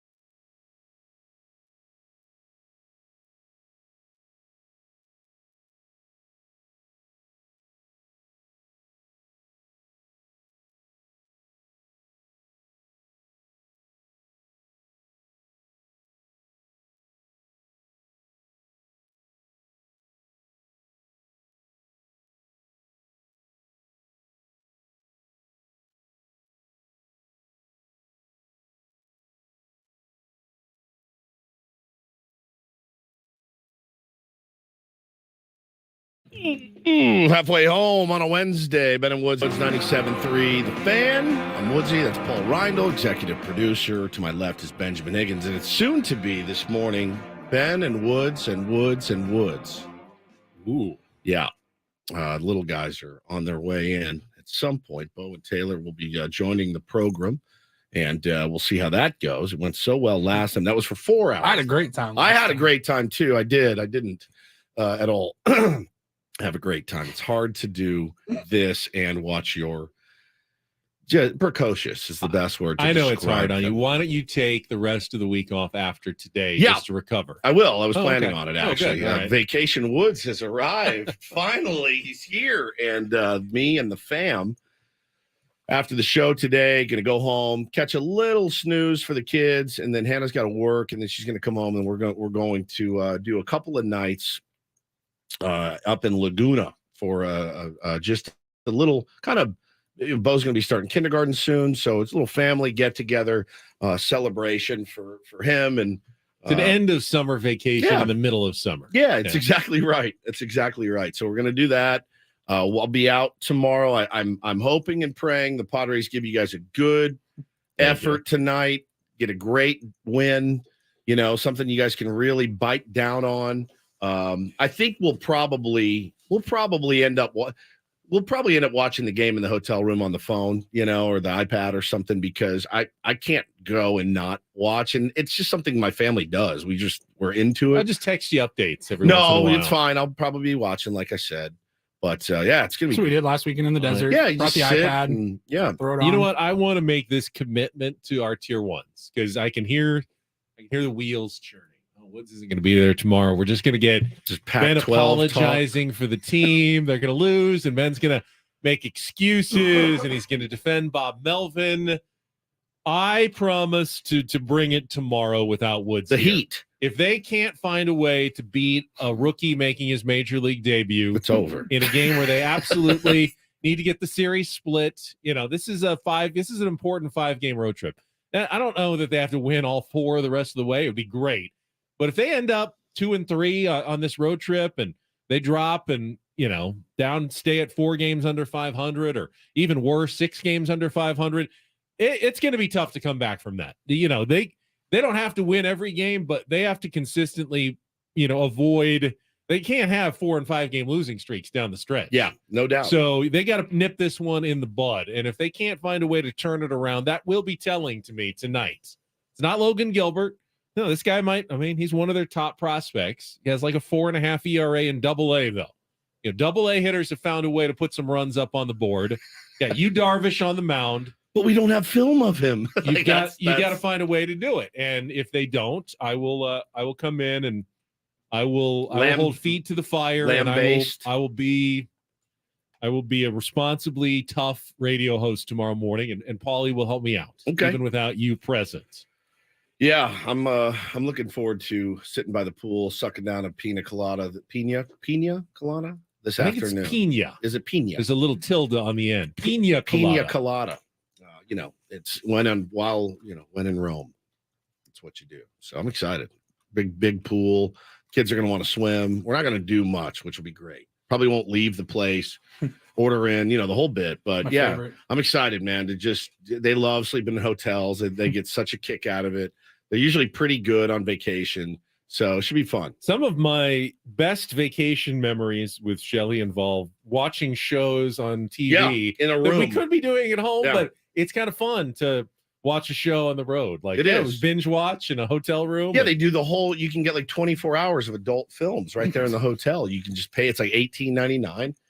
We did that. I think it was we did one night. It was just an overnight. I think it was New Year's Eve. Yeah. And we had the 2 college football semifinal games. Perfect night watched for it. all day. Yeah, it's great. And then we brought our Roku device that I plugged into the back of the hotel TV and just watched Netflix or Hulu. Whatever. You're like, did we just spend $500 to watch TV in a different bed?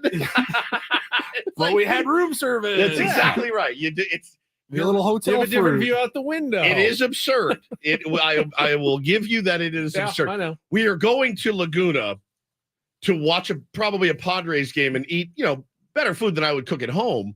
But we're still going to be like in the room. The kids will be coloring, watching iPad, and like, spend a little cash to go do that. But we, the big pool, the whole thing. So it's just different. You get out of your comfort I know zone. you already started it. I watched some of the first episode of season 2 of Winning Time last night. It's so brilliant. And I will say, I know it's very fictionalized. It's a great show, though. It really is. It is. There is a basketball scene in the first episode. If you haven't watched it yet, I would put up with any basketball scene I've ever seen on movies or TV. I mean, blows Teen Wolf out of the water. I mean, that's not hard. It's not hard. Me, you, and Paul could blow Teen Wolf out of the water. I loved that scene where it was actually Lakers at training camp playing against each other. And I'll let you watch it. We had Jeff Pearlman, who's the author of Showtime, the book that the series is based on, last year when it came out, and he's involved again in the season 2 of the show. I think it's a fun. I mean, the acting, the just over the top. It's rollicking. That's the critic word for it. It's a rollicking romp of a series, and I am enjoying every minute of it. The way they shoot it, right? The way that it looks visually is incredible. The cast is Adrian Brody as Pat Riley, Jason Segel, the guy that plays Magic Johnson, the guy that plays Kareem. And freaking John C. Reilly as Jerry Buss it's unbelievably great. Michael Chiklis is Red Auerbach. I mean, they're all great. They're all great. And I couldn't care really less about the LA Lakers or their history or anything like that. But man, something about the way that this series has been done is just incredible. You guys will love it. It always disappoints me that the real Lakers, have been so sensitive about it. Like Jerry West and his portrayal. Sure. I know it's fictional. I know that Jerry isn't like that, the way they put, but it's such good TV what they've made, though. Just appreciate it for what a great television show they have made. You almost want to lean into it, right? It looks worse if you fight it. And again, they're not saying, oh, Jerry West used to, blow rails off the back of strippers' backs and stuff. No, that's not. He was a fiery guy with salty language. Like, if I watch it, I'd be like, all right, I mean, there's some of it, but yeah, have a ball with it. I think it's hysterical. I mean, they make him more cartoonish than I'm sure he ever was, but it's just, you can't take yourself too seriously. How would they fictionalize our show? That's a great question. If they did a Ben and Woods series, I mean, you would be much more cartoonish, wild swings, right? Yeah. We'd be picking you out of the gutter, show and right, sticking you in come your on, chair buddy, in the morning. Slap me in the face. Let's go. Would you take this? You'll be fine. It's like the movie Flight with Denzel. John Goodman comes and gets him right. I'd probably have more skeletons in my closet that I'm like hiding. Yes, 100%. Like the secret life that everyone doesn't know about. Yeah. Paul just steadies the ship, dude. I don't know. Just steadies the ship. There needs to be more drama for Paul's character. Just he's not a drama guy. Just doesn't. He's the narrator of the show. Yeah, he's the narrator. He's the narrator who's good. Like telling the story of Ben and Woods. Yeah. These two unbelievably iconic characters, right, and with the clashing personalities, the spice and honey, the whatever it is that couldn't get along behind the scenes. We'd be bickering behind the scenes all the time, which we do from time. Probably to time. Come down to blows occasionally. We get into fights. The first scene would be like Woods' dead body. Ben's got blood on his shirt. Let me tell you how he got 4 years earlier. You're probably wondering how I got here. Yeah, they cut to us on a golf course, like having a blast. Hey, great putt, buddy. And then Ben standing over my dead body for a horrible baseball tape that I have. It's so good. It's so well done, and it's such a must watch. You can hate basketball and still love this series. I watched something yesterday. Hard Knocks. Paulie told me about this. Not Hard Knocks. You didn't watch Hard Knocks. Apparently, it was the Aaron Rodgers show. Yeah, totally last night on Hard Knocks. Yeah, I didn't watch night. I feel like when you're about to tell people this, I feel like people are going to think that maybe you're part of the problem. Very possible. Because I did when you told me. You felt like you were part of the problem. I was not happy with myself after this. So on Netflix, I was perusing Netflix. They have the Untold documentary series. Each episode's like an hour and a half, and it's centered around sports. I've seen like the Malice at the Palace episode. I think the newest episode is the Johnny Manziel episode. I have not seen that one yet, but I've seen a lot of people talking about it. So I was flipping through there and I watched Untold. the Jake Paul story. Problem child. It's called Problem Child. Now, he's not That's the one his who just nickname. won the fight. That was Logan, right? Broccoli No, I always get them confused. I get them confused. Jake is the boxer. Okay. Logan Paul does WWE now. Okay, Yeah, he does okay. wrestling. And, I get so by all confused. accounts, I've heard he's pretty good. phenomenal. Yeah. So I don't really know anything about these guys. Oh boy. I didn't use Vine when it was a thing, and that's kind of how they raised their status as social media influencers back in the day. I've only known them as I don't like them. And I'm not here to tell you I like Jake Paul after watching the documentary, but I will say if you have an hour and 10 minutes, I get it now. I kind of get why his whole shtick. There were people that follow the sport of boxing after it was 20 minutes on like him and his brother and their upbringing and all that. And then it was mostly focused on his boxing career. Started out 6-0. Nobody took him seriously. He took it very seriously, but everyone's like, he's just a YouTube punk. There were boxing analysts and writers that have been doing this for years. They're like, this is the biggest joke I've ever seen. And then their attitudes turned and they go, he's the best thing the sport could have asked for. Wow, man. All you heard was boxing's dying. And he's selling out millions and millions of pay-per-views for these fights because that shtick that nobody likes, including myself, right, builds up the showmanship. And boxing in particular, think about Mike Tyson, Floyd Mayweather, all the greats. Muhammad Ali was a showman, and Jake Paul is doing it better than anybody in the game right now. And I watched it and I wasn't happy with myself, but I just was like, no, I get it. Well, you're encouraging that haircut is the problem for me. You're encouraging more people to enjoy the broccoli head. So I know he defeated Nate Diaz in his war against MMA fighters and went and won that match. Now I talked to someone who actually watched it because none of us did, and they said Nate Diaz didn't look like he was taking it totally seriously. And then afterwards he said, I was hurt. I didn't give it my all, whatever.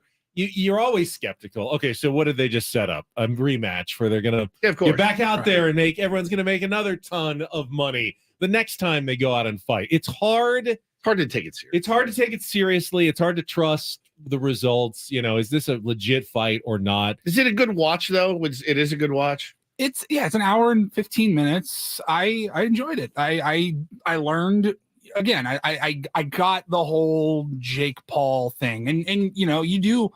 At least for me, I do sympathize with kids who become adults in the spotlight. Sure. And they were like 14, 15-year-old kids in Ohio that got famous. They moved to LA, dropped out of high school, and all of a sudden had $20 million, and you're just like, yeah, I kind of get like when Miley Cyrus and Justin Bieber and all these guys go crazy. You're like, I kind of get it. That's a lot. Yeah, it's a lot. And Logan talks about, he's like, there was a period, like, I didn't know that they hated each other for a couple of years. Yeah. And they were always feuding on YouTube and trying to get more views than the other.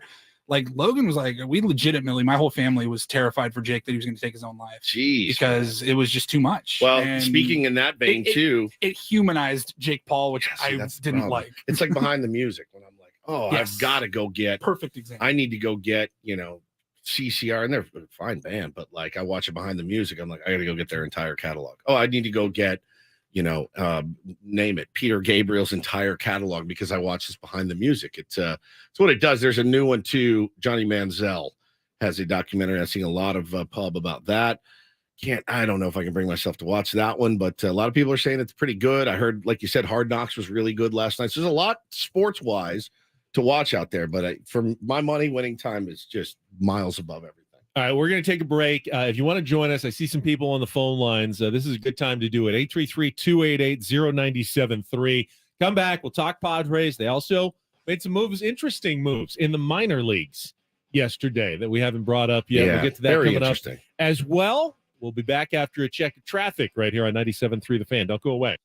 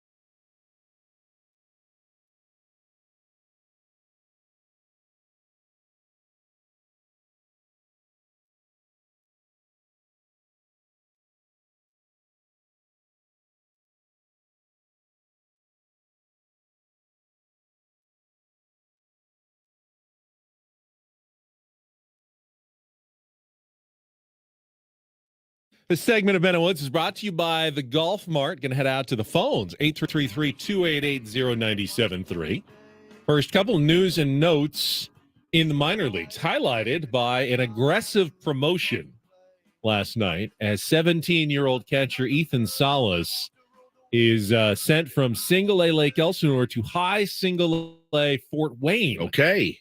After being named the California League Player of the Month for July, they're going to push and challenge Salas at a higher level, playing against guys now who are, legit, maybe 2 steps away from the big leagues now at the age of 17 at the high single-A level. I think Jackson Merrill, when at the beginning of the year when he was there at 19, was one of the youngest guys or the youngest guy in the league.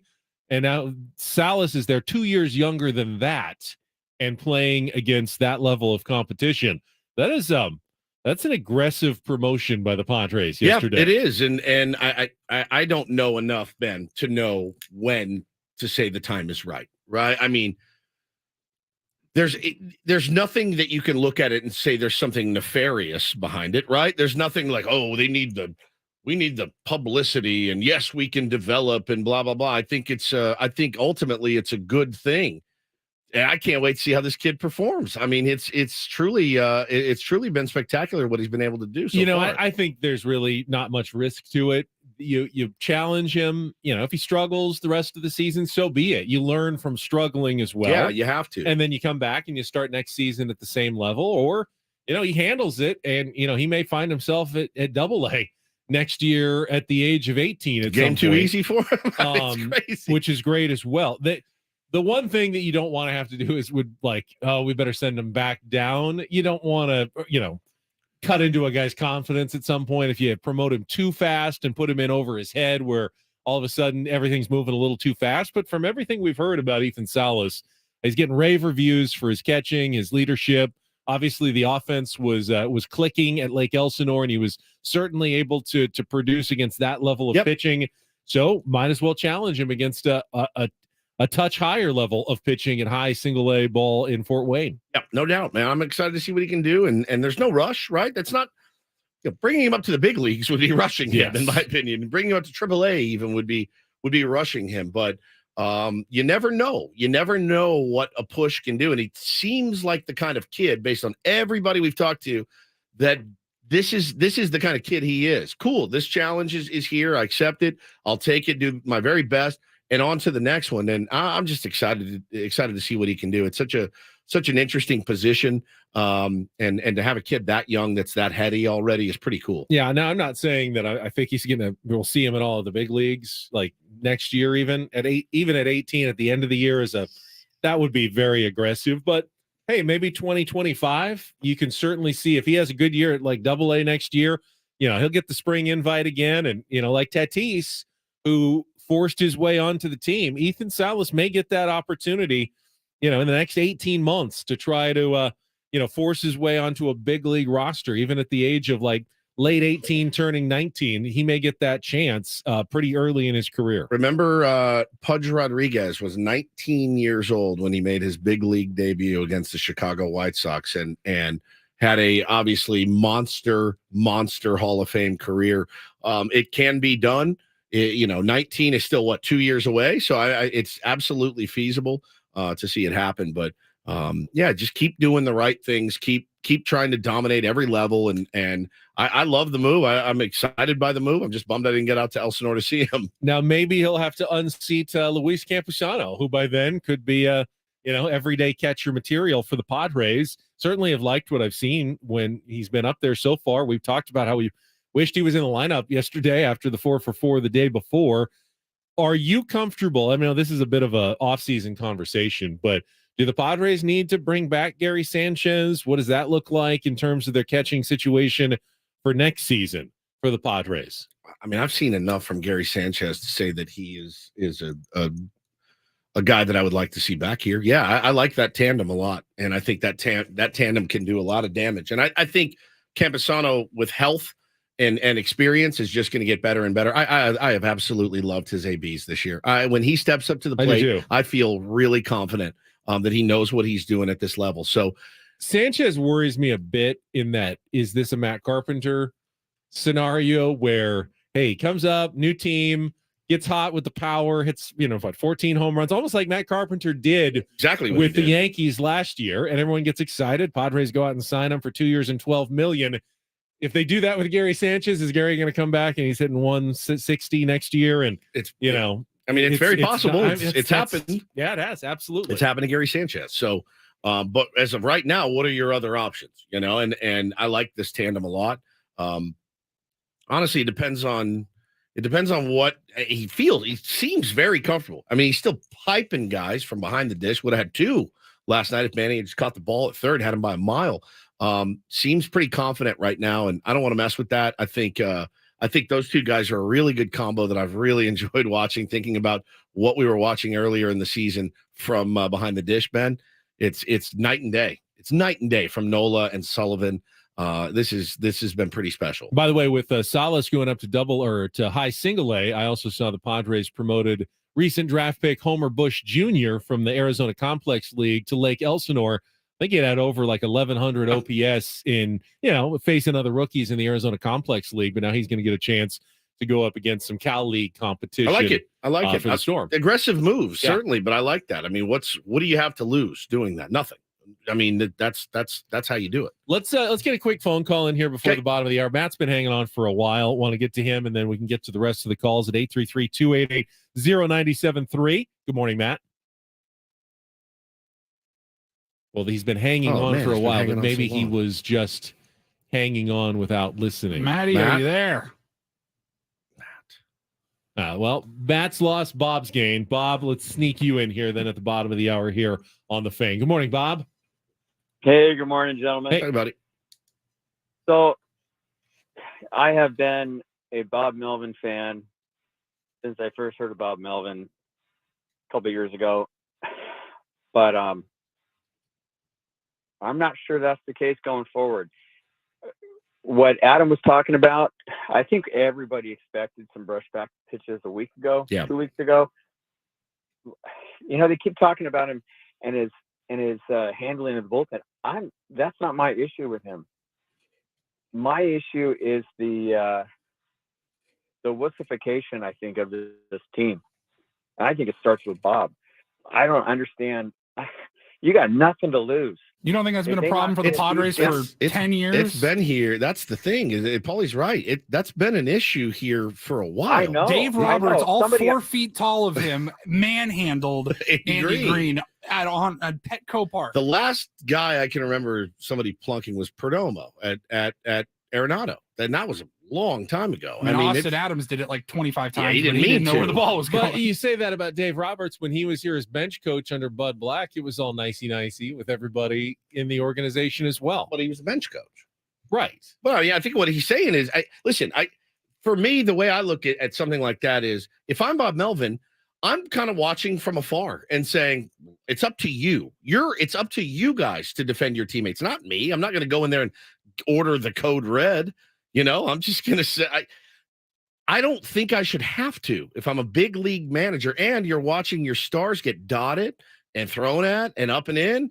Do I really have to go in there and say, hey, somebody dot somebody? Do I really have to do that? These guys usually it works the other way, where a manager will have to go in and say, I know your reaction is you want to take this to the next level, but let's be smart here. I have heard that never happens, by the way. Let's not do it. I have heard that never happens. Never. I've heard that it's quite the opposite. If it does come from the manager, like back in the day when you guys were like, hell yeah, I told him to do it. That doesn't, nobody admits to that anymore. But in my opinion, I don't think, for me personally, I don't think Bob Melvin should have to tell anybody a damn thing. I don't. I think, if you're a veteran, you've been around this game and this game polices itself, bro, it doesn't need to come from the manager. It shouldn't. If our radio competition came into our studio and gave you a wet willy or something, right? Yeah, just like, oh, that was fun. Would you need Adam to say, hey, you're going to take that? No, absolutely not. I think you know better, right? I know a lot of fans wanted Julio Rodriguez to wear one for his last night. Is that great. Not? So that's great. That was fantastic. What do you respond to then? Just when the other team throws inside? Sure. What if they don't throw inside? Well, what am I mad at? Well, I don't know. Were you mad at anything last night? No. I was mad that we couldn't hit. Yeah. Yeah, I wasn't mad at Julio Rodriguez because Tatis would do that and we'd lose Wasn't our mad minds. at Logan Gilbert. No, I mean, did great. Yeah. Pitched well. I mean, I don't know that there was anything that I saw that needed to be addressed in last night's game. I saw about 50 things that needed to be addressed in the previous series. And I think that's where Bob's coming from. And I agree with your sentiment. But I just don't know that it needs to come from the skipper. It shouldn't. Let's continue this talk. I'd say it's a bigger problem if it did need to come from the skipper. Yeah, that's actually a huge red flag. That's like a personnel problem if it needed to come from the skipper. Those guys know what to do. I feel like it's a bunch of guys standing around waiting for somebody to step up. That's what I feel like. 833-288-0973. And you want it to come from the pitchers. They got to do it on the mound. Absolutely. You wouldn't have to tell me twice. Man, I don't feel like the Padres have a bunch of soft pitchers, though. Musgrove, Martinez, Darvish, veterans have been around. I don't know. Prove it. I guess that's a good point. We'll talk about more. Your calls next with Ben and Woods on 97.3 The Fan.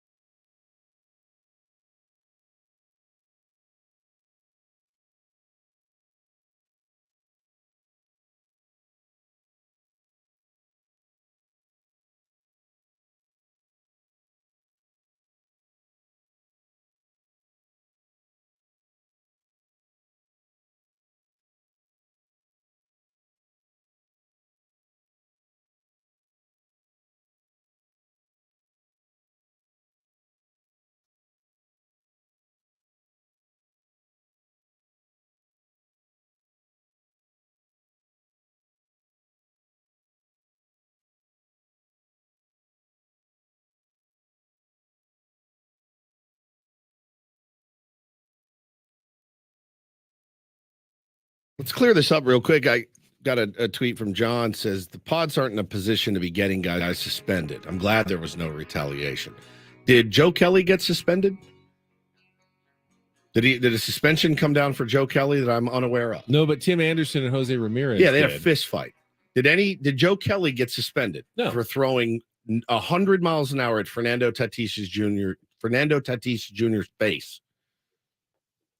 I was admittedly at the beach yesterday, swimming in the ocean. Did I miss the Joe Kelly? Not. I didn't. Wow. So you're telling me it's possible to stick up for your teammates without getting suspended? I'm blown away. I'm blown away. Amazing. I'm not saying you have to take a bat to somebody. I'm saying have some stones and do what other teams do to you. That's it. That's all I'm saying. You don't even have to hit him. Joe Kelly didn't hit anybody. Didn't hit a soul. Hey, you knocked down my guy, I'm knocking down your guy. It's been going on for 150 years. Except what about being the aggressor?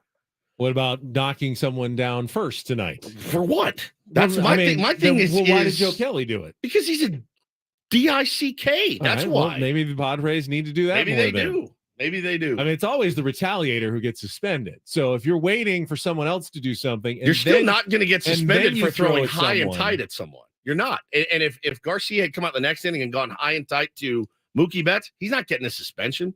Ball slipped out of my hand. If he hit him. Maybe if he hit him, maybe. But again, you can defend your teammates. Probably not. You can nobody's warned. You can. Yeah, there's no warnings. Probably doesn't even get tossed. There's no suspension for Joe Kelly. You know, again, it's just a matter of like, do you care about your teammates? Do you care about getting just bodied at home for 13 years? You know, and home and away, actually. At some point, you would think it's got to creep into that locker room of enough is enough. They're just men. We beat them in the playoffs. We can beat them now. We can go out and beat Michael Grove and Bobby Miller. And again, this isn't the Kershaw, Buehler, Julio Urias at his finest. Like, you can handle business. And there's just not a lot of business handling on this team. Lance does point out Angel Perdomo was suspended for throwing at Manny. He hit Manny in the back after a home run. Yeah. I'm not saying that. I'm not saying if a guy if Julio Rodriguez hits a homer tonight, I'm not saying, hey, throw it to the next guy's head. I'm not saying that. I think the league, bigger picture, I think the league is a little fed up with the Padres. Mm-hmm. They were fed up with the offseason acquisitions, the spending the money, the flashiness. Everybody said it. That's a target on their back. And you have that target on your back. And I don't want fist fights. I don't want a team full of, goons or anything like that. Yeah, exactly. But dude, they're going to be coming after you. Like, I'm looking at our YouTube chat. There's been a lot of the last 20 minutes, people saying, be the villain. I don't know that you need to be the villain per se. Like I said, no cheating, no goons, no starting a ton of crap. But yeah, I'm all on board for having a little bit of villainish approach. You have to be who you are. Sticking up for your teammate doesn't. I love the term dirt bags. Sticking up for your teammate doesn't make you a villain. If some guy comes up and punches Ben in the face or gets in his face and talks crap and I knock him out, I'm not a villain. No, but if they throw high and inside to the leadoff hitter the next time they play the Dodgers, I have no problem with that whatsoever. Like, we're not doing it this time. Anymore. We're not doing it. They may lose that game. They may get swept that series. Yep. I don't know that Juan Soto or Fernando Tatis Jr. is ever going to be that person. Their style is they're not pitching though. They're chatty, they're conversational, they're friendly. They get along with people. Sure, but they're not pitching. They're not pitching. Right. I mean, Joe Musgrove.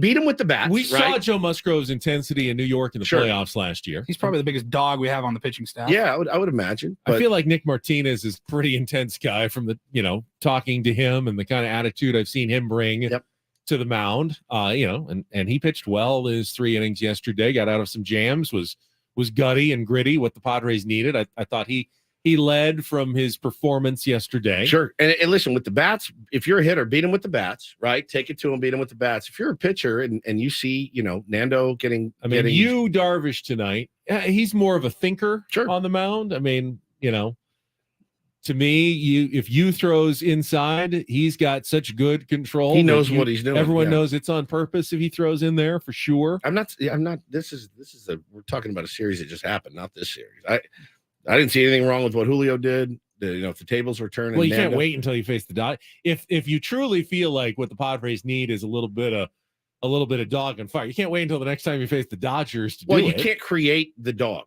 Right? The dog, you can't just say, hey, today, let's go out and be dogs today and let's be the villainous team.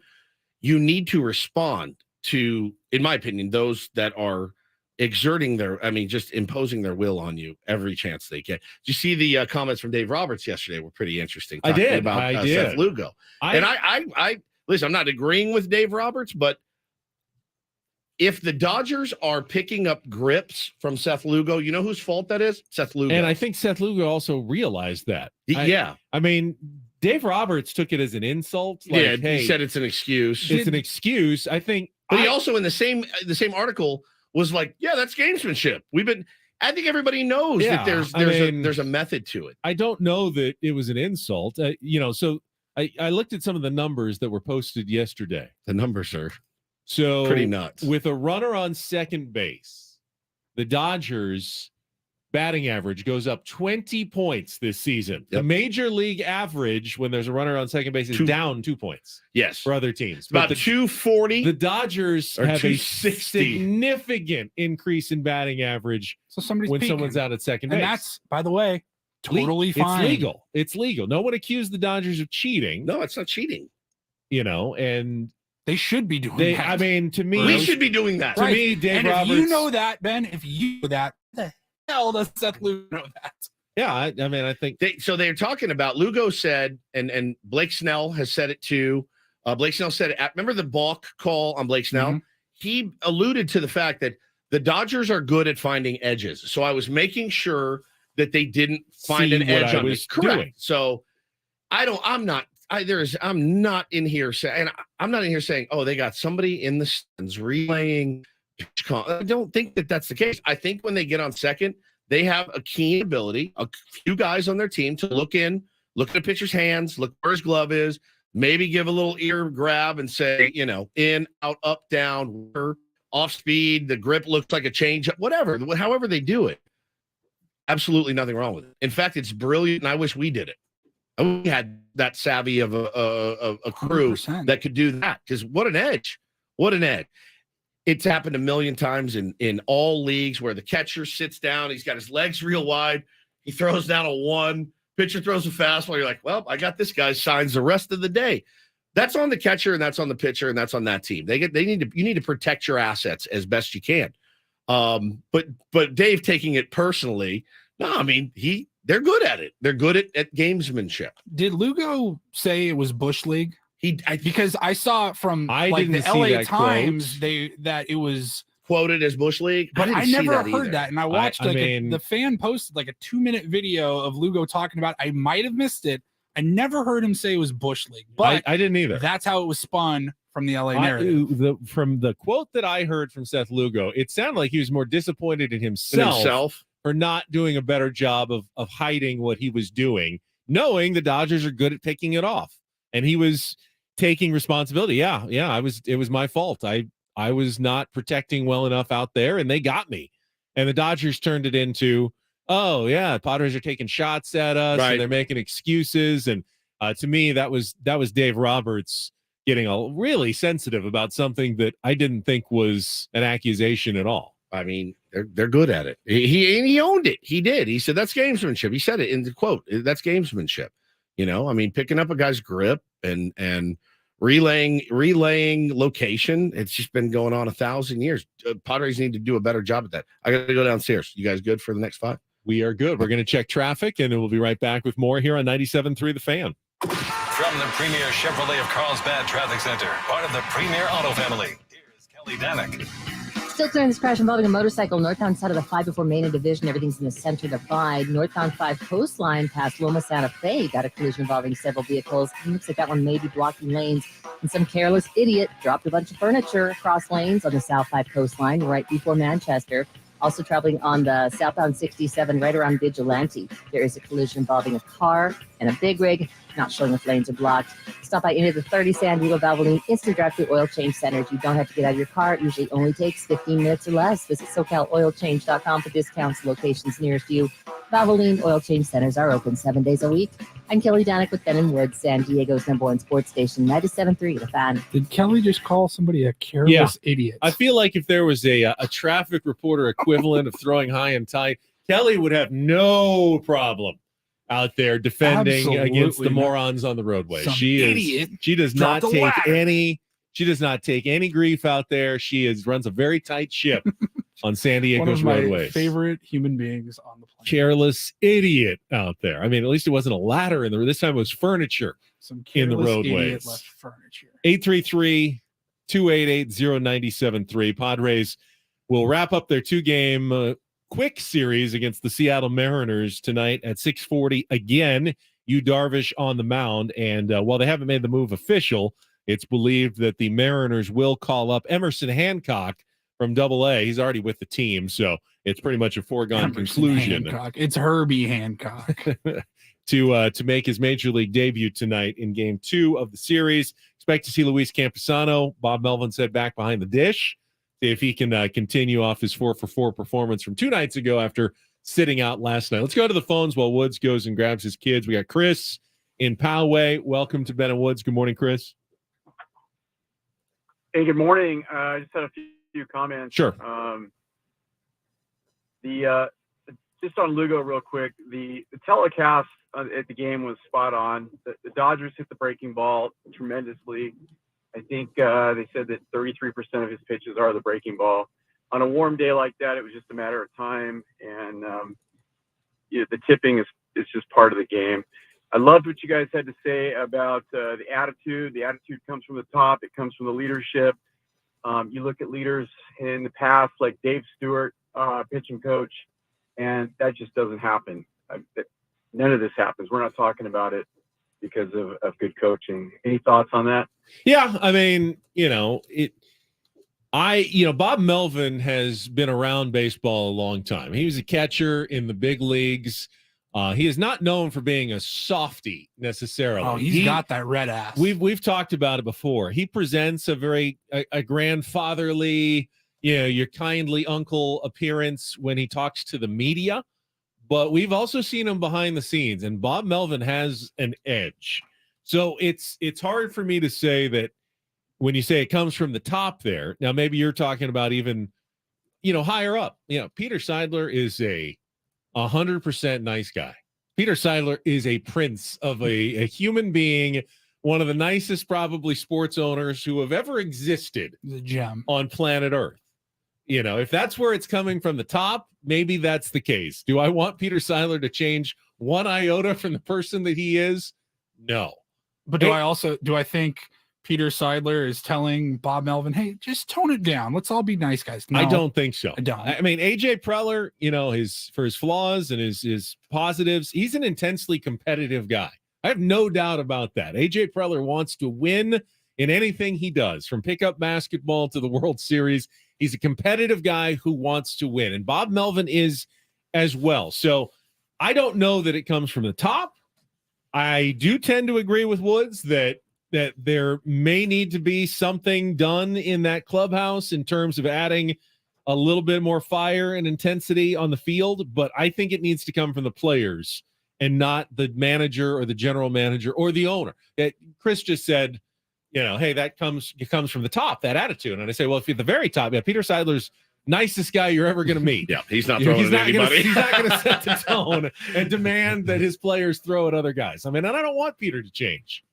No, I got an interesting. Are we going to break? Yeah. I got an interesting combo with a guy last night, and essentially said the same thing. You can't do it 162 games, beat the table, and you just can't. But at some point, you think that the tide's got to turn. We'll introduce our new co-hosts when we come back on Ben & Woods, 97.3 The Fan.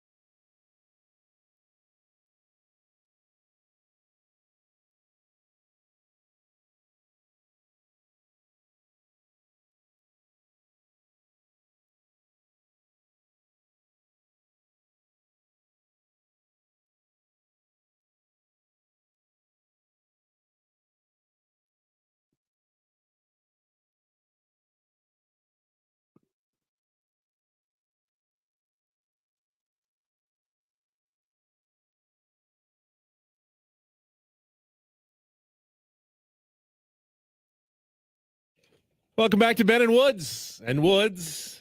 Yeah, buddy. 97.3 The Fan and Reindl. One more hour here until 10 o'clock. Woodsy, you're surrounded now. I am. You're outnumbered. Got my offspring, one on either side. Taylor Woods, 2 years old. Say hi, Taylor. Say loud. Say it loud. There you go. There he is. Beau Woods, 5 years old. Say hi. There you There's go. some volume. Very well done, fellas. Good to see you. Fellas. Yeah, you're fellas. Where are you guys going today? Laguna. We're going to the beach. Yeah, going to the beach. Yeah. Bubba found sand crabs. Yeah, yesterday. Taylor, did something come in the mail yesterday?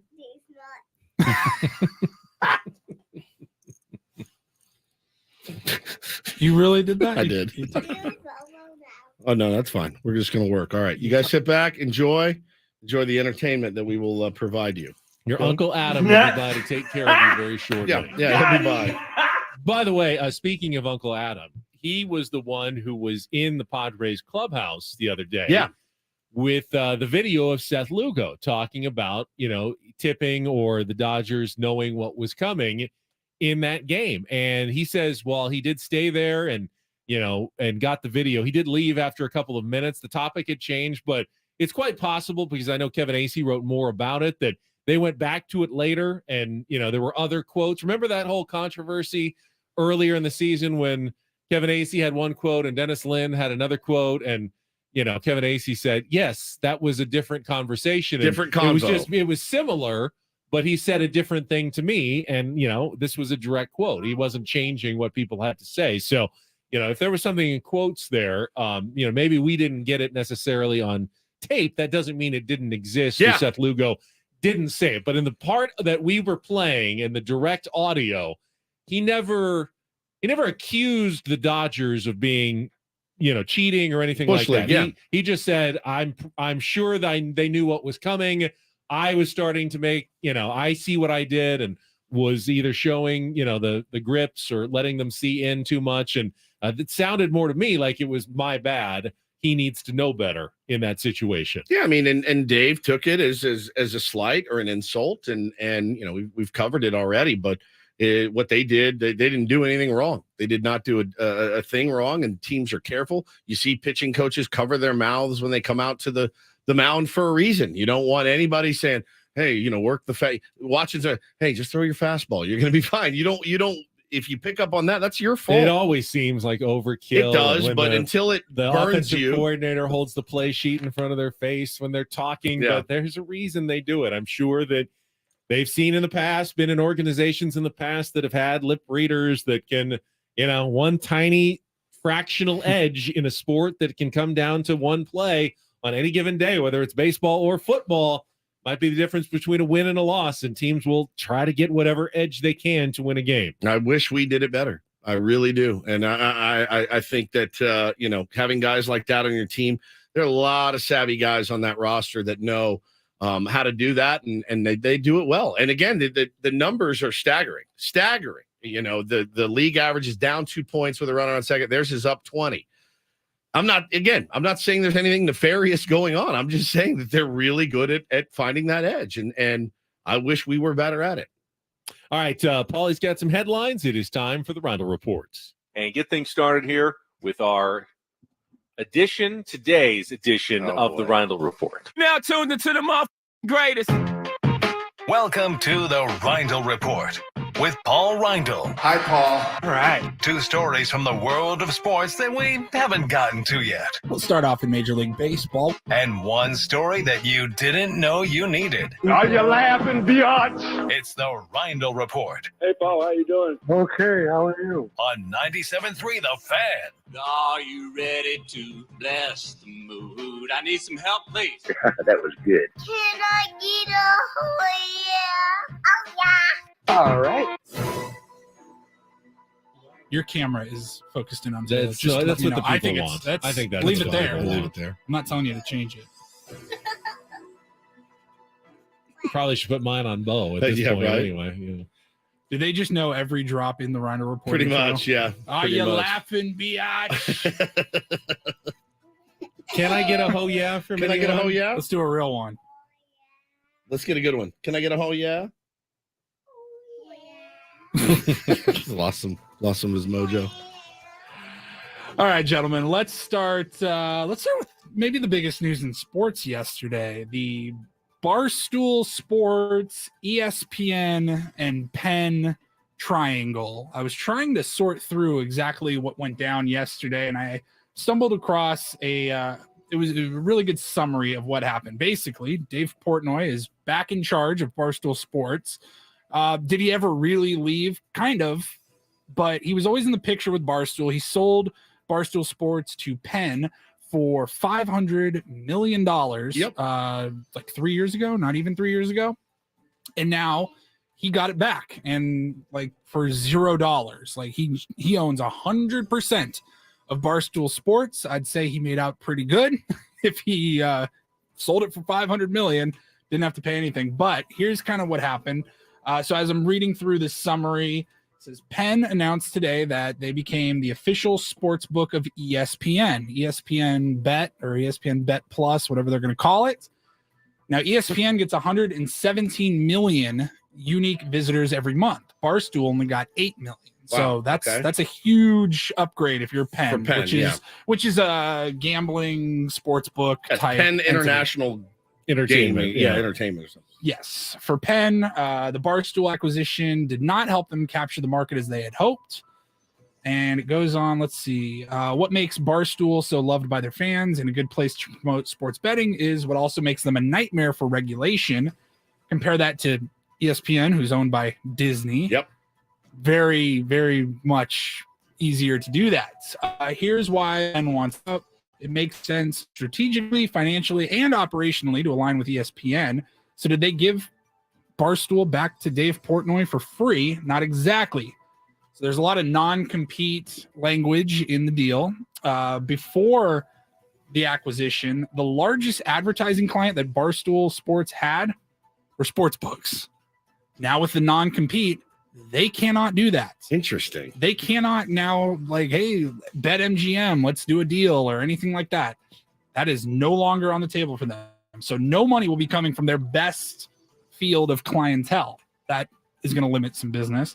On top of that, Barstool cannot launch their own sports book like they've tried to had their own. I guess it was under the Penn umbrella. They cannot do their own now. So again, is that going to cripple good Dave or bad? Portnoy? Yeah, it's still a really good deal for Dave. He sold the company for $500 million, and he's getting it back for free. Ultimately, he was handed $500 million. Yes, there are some strings attached. That's like if he sells Barstool Sports, which he put out a video, he said, "I will never sell you my car for $30,000, and then you're going to give it back to me, but hey, you can only shop at certain gas stations." Right. It's like, okay, fine. Whatever. It's still a great deal to get the company back. I guess it would get tricky if he were to sell Barstool Sports again in 10 years, 20 years, 50 years. Penn is going to get 50% of that profit. But but it's all found free money for Portnoy. He already sold it once.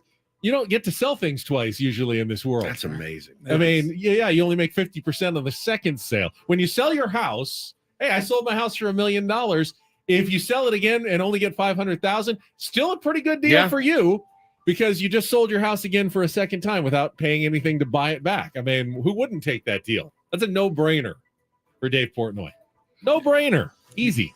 He made out very well. Yeah. Now, and that's his baby. He got his baby back. He didn't really ever leave. He got $500 million. Now, we saw the issue, and you brought it up before the show, the controversy when Shams Charania, who is aligned with, is it DraftKings or?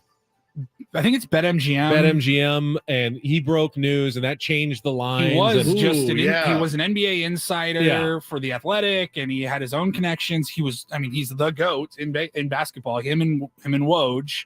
And everyone goes, whoa, you can't work for BetMGM. You could send one tweet and completely change the gambling line. Now ESPN's going to have a book. They have all kinds of people who break news that change sports lines all of the time. Daily. Wild. On a daily basis. The embracing of this it's staggering. I mean, there's going to be. I saw a story that ESPN has kind of talked about that, how they're going to be able to keep their insiders away from anything that has to do with the sports book.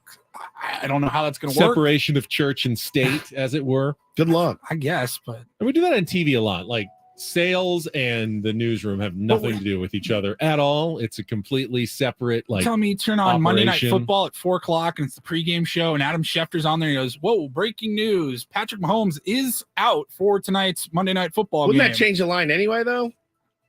Well, yeah, I guess, yeah. Yeah, I mean, it's.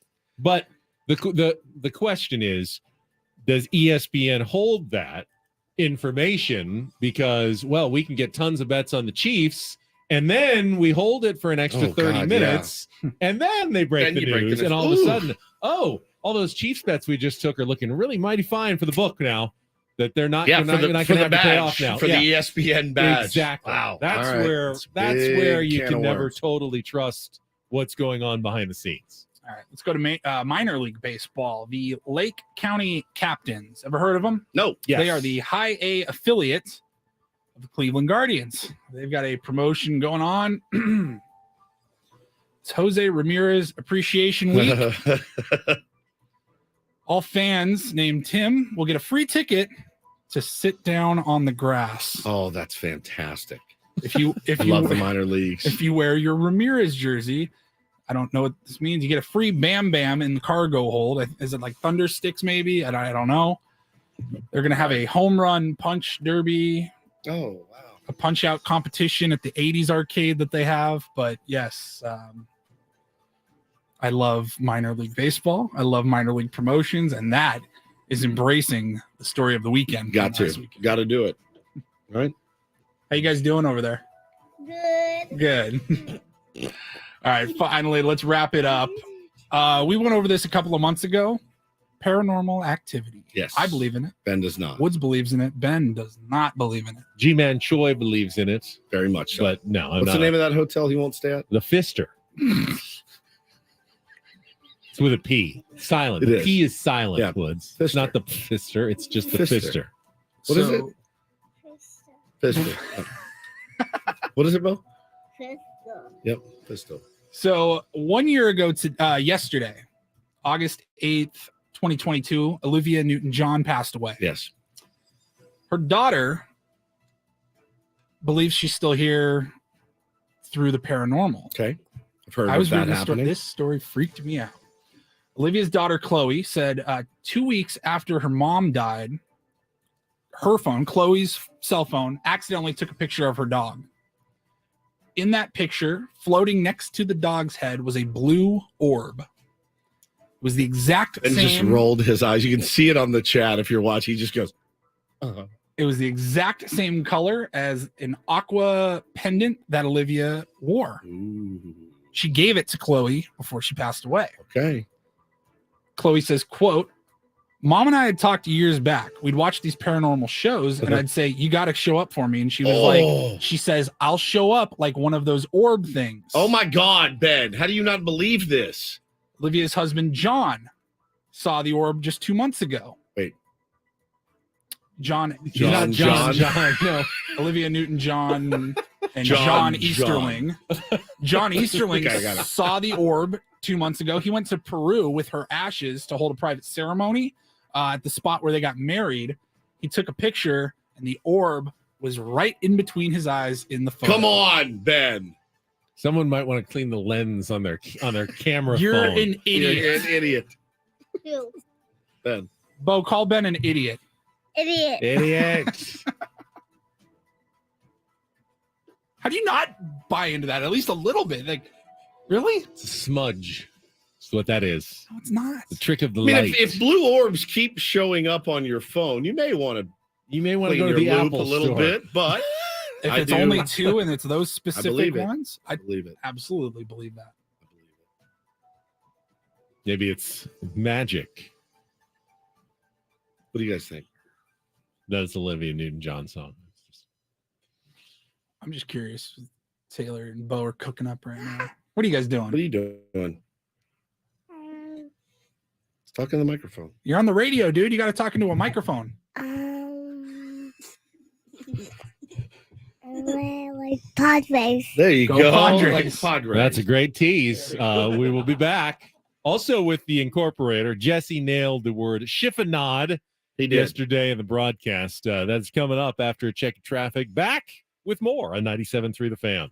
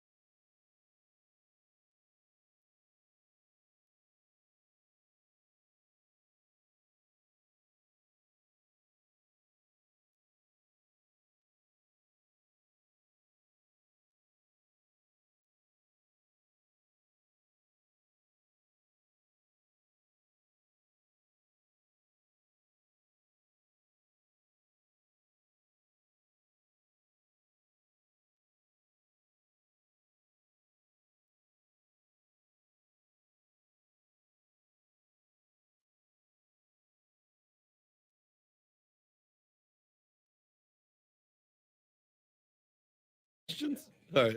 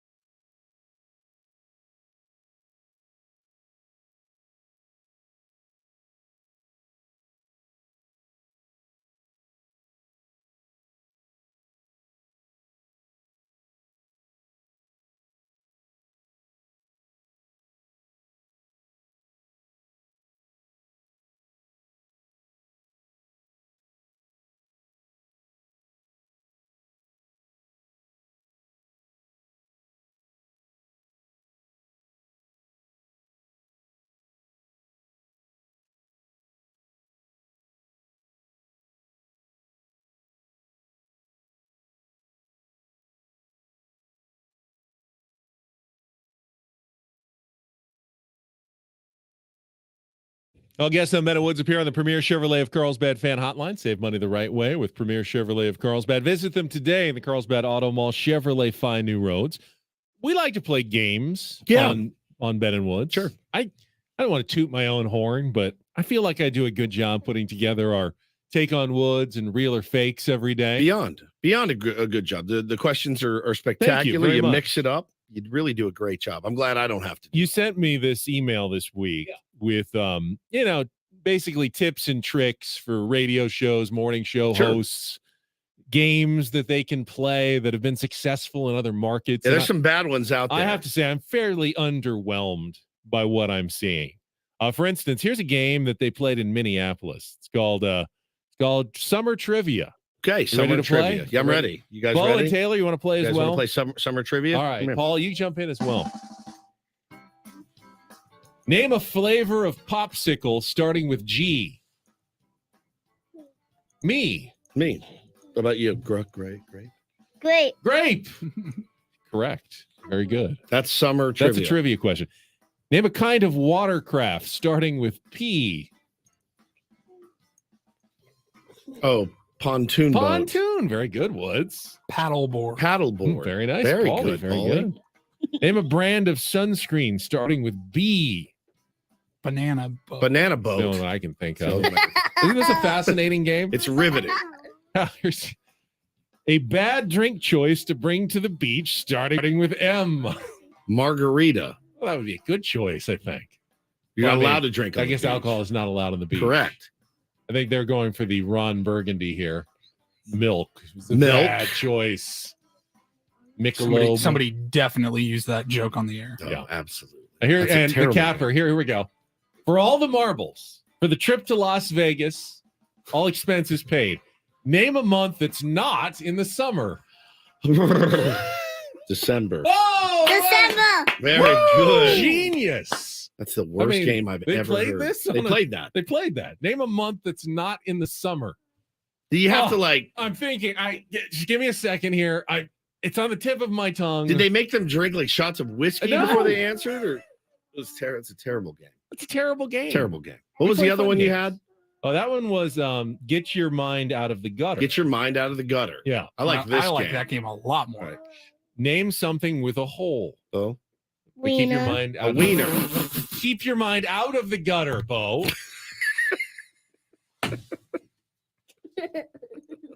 He's not wrong. About a wiffle ball or a golf course. Yes. Swiss cheese. Swiss cheese would also be acceptable. Name something Face. hard.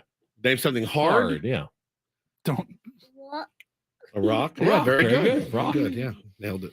Name Thought he was going to say the same Scared word. me to Name death. something long. Name something long. A worm. A worm. Also thought he was Also going to go thought- with answer number one. Yeah. Name something with a crack. But There you go. See, you're keeping your mind in the gutter. How about the Liberty Bell? Yes, the Liberty. A sidewalk. Sidewalk. Very good. Yeah. What happens if you step on a crack on a sidewalk, Beau? make your mother that. Everyone There you knows go. it. Everyone knows it. Poor mother. Finally, something you open your mouth for. Oh boy. My lady. A ladybug. Yeah.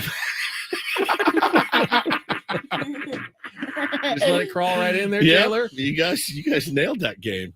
Oh my god! How about going to the dentist? Yeah, going to the dentist. No, we don't like Brush the your dentist. teeth.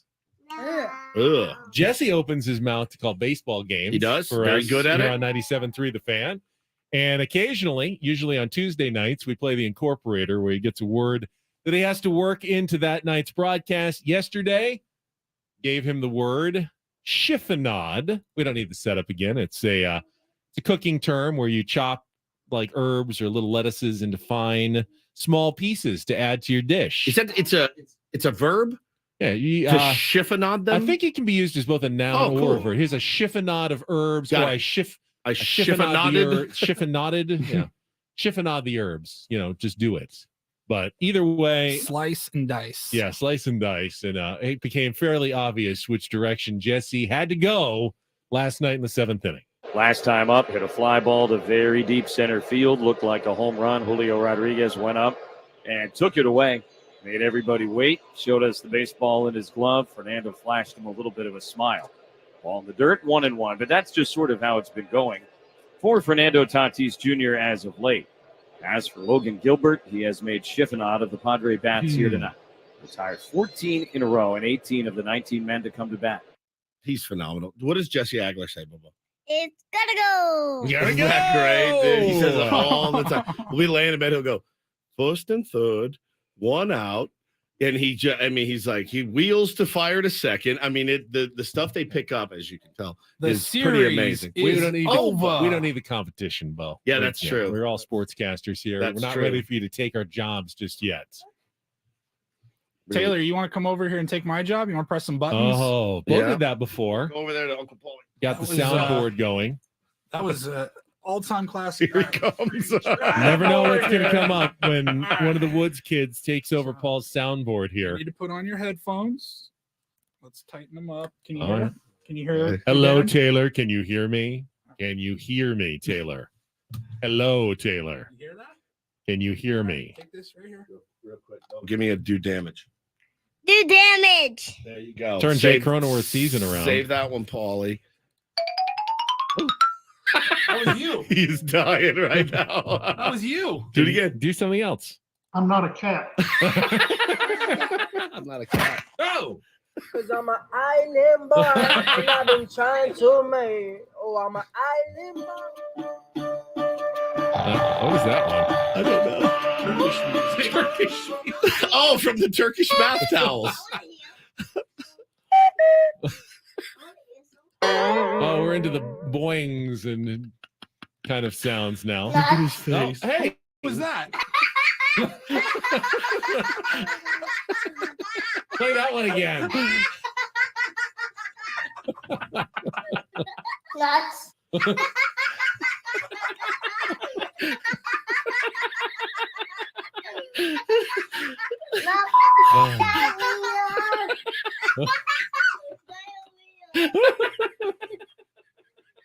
That's one of my favorite moments. Oh, that's so funny. Hey.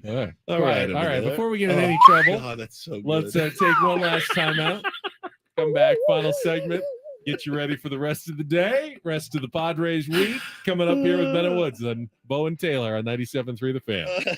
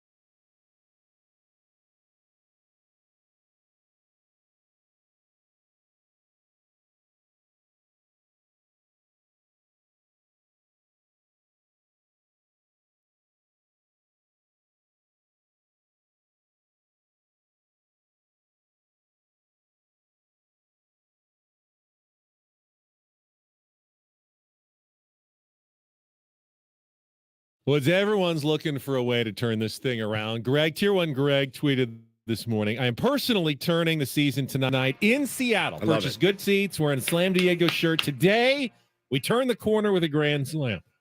I wish we could. I've seen a lot of fans in Seattle yesterday. I thought maybe Taylor. Everyone thinks that the boys have the best chance of turning things around. I agree. I thought they're my good luck charms. Let's enlist Taylor. And Taylor's going to just count as high as he can go. That's the incoming win streak for the San Diego Padres. So let's see how high he can make it. 1, 2, good, 3, yeah, 4, 5, yeah, 6. Okay, 6. Okay, I'll take a 6. I would love a 6 right now. Mark it down. Let's see. So that's today 3 against the D-backs and 2 against the Orioles coming up. I mean, I like that. Dude. I will take it right now. I like that a lot. I like that a lot. Well, we're going to check traffic. Yep. We had Adam Jones joined us earlier. Let me just real quick. It's short. Everyone is asking for it. Where did it come from? One of the best clips we've ever played on this show. Yeah, where did that drop that we play that Taylor played? I didn't do it. Nuts. Yeah. Where did that come from? It came from this right here. It's Beau, that you little monster. Where did you hit Coach Walter? Nuts. Where? Nuts. Are you sorry?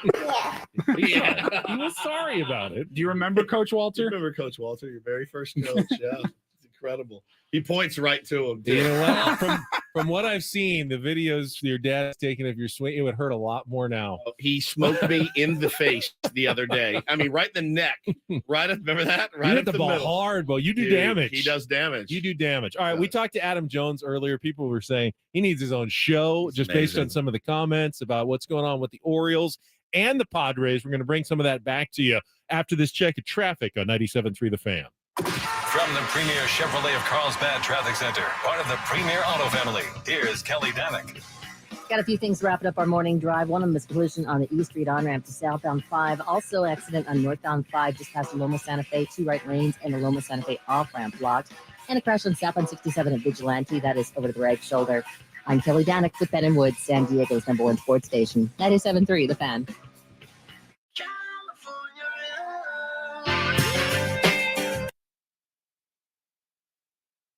Yeah, it's the Baltimore non-love that's in Major League Baseball. And joining us right now on our premier Chevrolet of Carlsbad fan hotline is our friend and 5-time All-Star Adam Jones. And if you need a safe word in this interview, be very careful here. You let us very know, careful, AJ. You let us know where we have to stop and you have to draw the line, because I know you're still close with a lot of people, front office in that organization. You were just there last week or two in Baltimore, so they certainly found themselves on the wrong side of one of these stories that goes viral this week. Yes, they have, unfortunately, because it takes away from how great the team has played. Yep. It takes away from how great the organization has been, how great Camden Yards has been. It takes away from everything that is going good right now with the Orioles organization. I don't know all the details about it. I've read a few articles from, sources and all this different kind of stuff, but I haven't heard a statement from the Orioles yet. So I'm just waiting for all the details to come out before I formulate an opinion, because I don't know everything that's going on. And I'm just not going to just say, hey, this is going on, but I don't know everything that's going on. I just know that it sucks because it takes away from such a great team right now, what they're doing on the field. I agree with you. And I think partly I've felt the same, like there must be another part to this story that we're missing, because it on its face, it doesn't make a lot of sense that you would suspend a guy for at least just the comments that we saw in that pregame. I mean, you'd have to agree with that. It can't just be that, right, Adam? 100%. Yeah, 100%, because those were in the game notes, according to these sources. I get the game notes every day also. So he's reciting the game notes. Like I said, I don't know everything that's deeper. It has to be something deeper, because you can't get, that's like, that's like here. That's basically Anchorman, but not messing up the teleprompter. Right. Like, you're reporting what is the facts. And hey, it's fantastic that, the Orioles turned it around and started kicking the hell out of the teams that was kicking the hell out of them. Like, I would love if you told me that, like, hey, this team's been smacking the hell out of y'all. Lately, y'all smacking the hell out of them. Keep it up. I would like that, personally. I couldn't agree more. Talking to our pal Adam Jones here on Ben and Woods this morning. And, listen, you don't have to give details, but what has your experience been with, I don't know, in your career, GMs being involved a lot, owners being involved a lot? You played for a few organizations. You've been around. I mean, is it something that's prevalent in baseball where, because I can say, man, I've cracked jokes. I've been lighthearted. Sure, sometimes you walk in the dugout, you're like, oh, crap, I hope he didn't hear me call him Brent Homer. Well, you know what I mean? Like, you make jokes and you whatever, and you worry that somebody's going to get pissed off, but I'm just some clown on the radio. You're talking about the owner getting involved in GMs. How prevalent is, I guess, meddling in big league teams and in locker rooms? I think that's organization. Yeah. I mean, like I said, the Padres, you see Prowler all the time. You see Cyber all the time. You see, I don't want to get his name wrong, the president. I really like him. Eric Grutner. Yeah, CEO. Yeah. Like the CEO. You see those faces. When I got to Baltimore, first time I met Peter Angelos was 2009. I was already there for 4 years, but I met him because Joe Biden threw out the first pitch. So obviously, vice president, he's going to come out. And it's just, I think it's organization. John Henry is very involved. And you see the Steinbrenners there. It's just organization, I think. And the Orioles have always been real old school where, Mr. Angelos handles the business and follows suit. And, now that he's not in charge anymore, due to the health, now John Angelos is in charge. He's making sure that he's trying to cross all his T's, dot all his I's. And I can't imagine it being easy, but he's around a little bit more than his father was. And I think that's a good thing. Elias is around a lot more than Duquette was in a sense. And I think, when you see the GM often, it gives you a sense of comfortability. When you see him, sparingly, it's like, oh, my ass gets tight because, if I don't do this, he's like, oh, man. Because we used to have target practice with Duquette because, hey, we don't see you all the time. So when he's walking down, coming on the field, we're trying to hit him with balls because we don't see you that much, brother. Come hang out. Come have some fun with us. Oh, it was great. I told him that story on my podcast. He was like, no way. I wonder why I was always dodging balls every time I came on the field. Yeah. You treated him like the guy at the driving range in the cars that's picking up the balls. 100. And he dressed like it too. So, you might as well go after him. But it's just organization. Me, I like to be around everybody, Yeah. It makes everybody comfortable. When I was in Arizona, Hazen was around. Derek Hall was around. He's the president. He was around all the time, talking to guys, dabbing guys up. That gives you a sense of relaxability that I know he's the high-ranking guy. I know he can, release my ass any moment. But at the same time, he's come down here, hey, good job today. That goes so much further than you can think. It's like, saying hello and thanking the serviceman. I would have guessed the complete opposite. I honestly, again, another, more brilliant insight from Adam Jones, from a former all-star player and guy that played for more, a bunch of organizations. I would have guessed the total. When our big boss is here, yeah, you want to talk about getting tight. You're like, I got to get the hell out of here. I don't let him. You want to stay under the radar. But and we're performing, so it's not like we need to stay off of his radar. It's just that thing. But that's interesting to know. You feel maybe a little bit more like it's a family when everybody's down there, and then you feel like everyone's pulling on the same rope. That's interesting. Talking to Adam Jones here on Ben and Woods, and so I want to get your perspective on this. Padres got their hats handed to them last night, at least at the plate, by Logan Gilbert. Struck out 14 times and had a lot of the fans, people watching and going, man, this team looks lifeless. Are they putting the effort in? Are they putting the energy in? And I can't say that they're wrong, but I don't feel like I can sit here and judge effort and energy based on a bad day at the plate or a bad night at the plate. As a former player, and you're watching, what would you watch for to see if a team is actually giving it all on their field? Is there anything that you can, or do you have to actually be in there to know if a team is giving it all out and be in the clubhouse, or can you just see it on the diamond on a night-to-night basis? It's a little bit of both of that. You can see it. You can see it, but at the same time, I'll never ever question a man's effort between those lines. That is, I know that every single player is giving it its all. I also know that Logan Gilbert shoved last night. Mm-hmm. Tatis got robbed on a home run. Damn it, Julio Rodriguez ghosted my man for a good 10 seconds. You ever do that to someone? Great play. Yeah, I did before. Yeah, I did that before. But like, man, you can't question the effort. What I look for is the spark plug. The spark plugs of the team to me, obviously, is Fernando Tatis and Cronenworth, and Kim. Obviously, Kim is having a fantastic year. Really good. By the way, he needs way more credit than given. And those are the spark plugs. The guys that pick up everything is Soto, Manny, and Bogarts.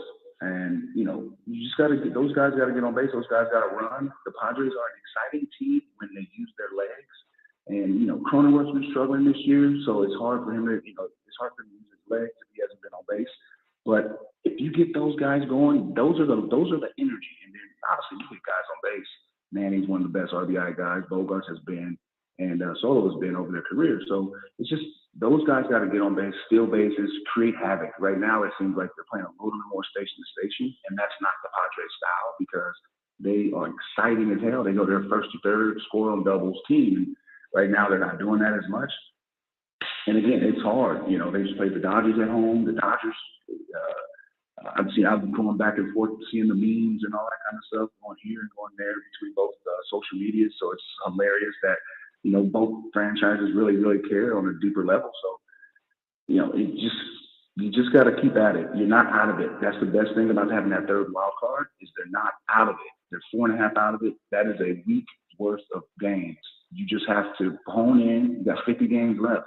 It's the same with the Yankees. It's the same with a couple other teams. You got to just hone in and just drive in men's and run in scoring position. Play small ball if you have to. Damn it, if you got a bunt to get the guy over, do what you got to do because your numbers at this point, only number that matters is a W. That's it. And getting your ass into the postseason.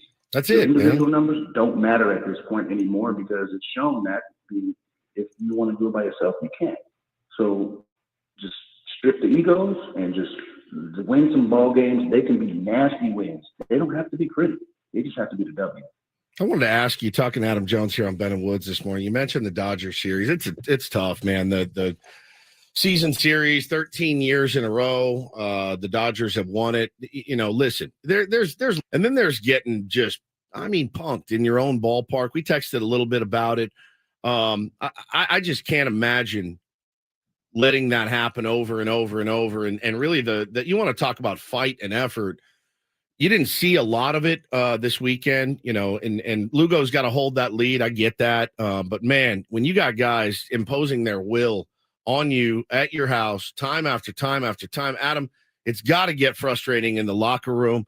You've seen guys, Kelly go up and in to Tatis, knocked him down, struck him out. It's just tough. For fans, that's when you watch, and as a fan, and I know it's irrational. I know it is to say, but the fans sit there and watch games like that and go, why do we care more than you guys do? Because you're not doing anything to stick up for your teammates. You're not doing anything to show that you have any heart or any fight in you. You just continue to get and I don't mean losing 2-1 in a tough fought game. I mean punked at home continuously. When I first got to Baltimore, we had the Yankees and Red Sox. Both had Manny, Poppy, Veritek. Then the Yankees with Bernie was still there. Melky, Cabrera, Jeter, Teixeira came over there. Giambi, A-Rod, Posada. You could see the back of my jersey more from center field than you can ever see in the life because I was running left and right. You have to dethrone Goliath. Yeah. You got to beat him. Last year in the playoffs, I was there. That atmosphere was second to none. They believe they can beat them, and they got a game in Dodger Stadium. The Dodgers are good, and they're deep. They are even when they call up guys, these guys are ready. They're deep, and it is what it is. When it comes to the Dodgers, they are the team to beat in the National League. Them in the Braves. Do you think they're too comfortable? Are they too comfortable at Petco Park? Yeah, they are. I was watching the game, and there's two pitchers up there. And, Joe Kelly, he don't care. He'll throw no, up in the he doesn't care. He throws 100. He don't care. He don't care. He'll fight. My thing is that why ain't nobody doing that on our side? I don't know. Never. I don't know deeper into what's going on in the clubhouse. I'm not in the clubhouse. I would never speculate. I'm still mad that nobody hit a Yankee from Nick Markakis hitting his finger broke by CC Sabathia, who I just golfed with the other day. I still tell him all the time, somebody should have hit somebody in your damn team. Hit my boy. CC, he probably agrees. 100% agrees. He's like, why ain't nobody hit nobody? I'm like, hey man, nobody wanted a lawsuit, I guess, because your team too rich. I don't know. I would have drilled somebody. But that's a deeper issue. I don't know, because I'm still mad about that. That's 12 years ago. Like, yep. No, I get it, man. And that you don't want that. You want a guy to protect. You got to protect your guys. You don't want that reputation either, as the team that's like, we're fine with it. Do what you got to do. Speaking of fights, last thing, your reaction to Jose Ramirez versus Tim Anderson over the weekend. I mean, we got so many group texts going on right now. And that's TA's my boy, man. Oof. And it's crazy. When it happened, I was watching it with my family, and we one of the lawyers, my cousin's one of the top lawyers at MLB, and he's just like, oh damn. And I just kept rewinding it, and he's just like 5 games, 6 games, that's a 7th game, that's 8 games. So I mean, it's just Timmy, that's tough. And both sides. I mean, and what Ramirez said, he said, hey, I've been wanting. He's been disrespecting the game for a long time. That's his opinion. But it's a lot of things that's going on bad with the White Sox. Middleton gets traded, said, hey, that coach over there is terrible. Lance Lynn confirmed it by saying absolutely nothing. There's a story about Grandal coming and smacking the or something like that. And Grandal came out and said that was false. See, that's the thing I hate about the internet, is that you can just say anything like that. And it gains traction. That's something you're talking about 2-3 million views because right after the incident. It's unfortunate. I mean, but it's part of the game. Hell, if you square up, shit. Sorry for my language. Things happen. You F around, you find out. And hey, TA been in enough fights in his life. He done won a lot and he done lost a lot. That's exactly right. That's part of it, baby. You square up. Hey, and Ramirez came with a ghost. He did. Oh man, it's unfortunate. Oh man, he's gonna live. It's gonna be. That's your boy. That's your boy. You can never let him live that day. Or you just don't bring it up. He knows. Like, no, you're not bringing. No, hell no. We bring no. You bring that up, man. It's reality. It's reality. It's reality because you bring it up in the right moments. Yeah. But it's just reality. It happens. It happens. You know what I mean? And you probably don't get maybe get another scuffle and maybe win it. Who knows? But it's part of baseball. It's part of sports. But the guy who gets the MVP is the umpire. He said, "Fight." He got his ass out the way. Like a referee. Out the way quickly. He was like, "Fight," and backed up. AJ, we're out of time. Appreciate it as always. You had DiMaggio's safe. You had a good run of like 11, 12 appearances without cursing, but it's over now. You got to start a new streak. Absolutely. Got to start a new streak next week, man. Have a good week. We'll talk to you next Wednesday. Thanks, man. All right, brother. I had to dump that a second time. AJ on our Premier Chevrolet of Carlsbad fan hotline. Save money the right way with Premier Chevrolet of Carlsbad. Visit them today in the Carlsbad Auto Mall. Chevrolet, find new roads. Paulie, don't believe in ghosts, didn't believe in the energy healer, but I maybe just a little bit believe in the power of the Woods children. I absolutely. If you don't believe in that, then we know that you have Beau no soul. Essentially turned around Jake Cronenworth's season. The very night that Beau went up to him and said, "Do damage," Jake has gone on a hitting streak that is still alive today, that has not ended. Usually with at least 2 hits per game, he's going the other way. He's driving it all over the place. Taylor today comes with the 6-game winning streak prediction. It's done. It's over. It's happening. Counted them down. 1, 2, 3, 4, 5, 6. That's what he got to. And if the Padres do that, well, how old is Taylor? 2, about to be 3? Yeah, I think so. Kind of wish you could count a little bit higher, but hey, I'm good with 6. I'm good with 6. I was hearing he can get to like 20. And I was thinking, we get an Oakland A's situation here. With a 20-gamer in August, that would be great. I know you're listening right now. Spend your entire time in Laguna Beach teaching Taylor how to count to like 14. I'm taking 6, though, right now. Woodsy's gone. We'll be back tomorrow, though, Paulie, for 4 more hours. Talk to you then. Coach and Braden coming up next. Have a great rest of your Wednesday from all of us here at San Diego's #1 sports station, 97.3 The Fan. So long.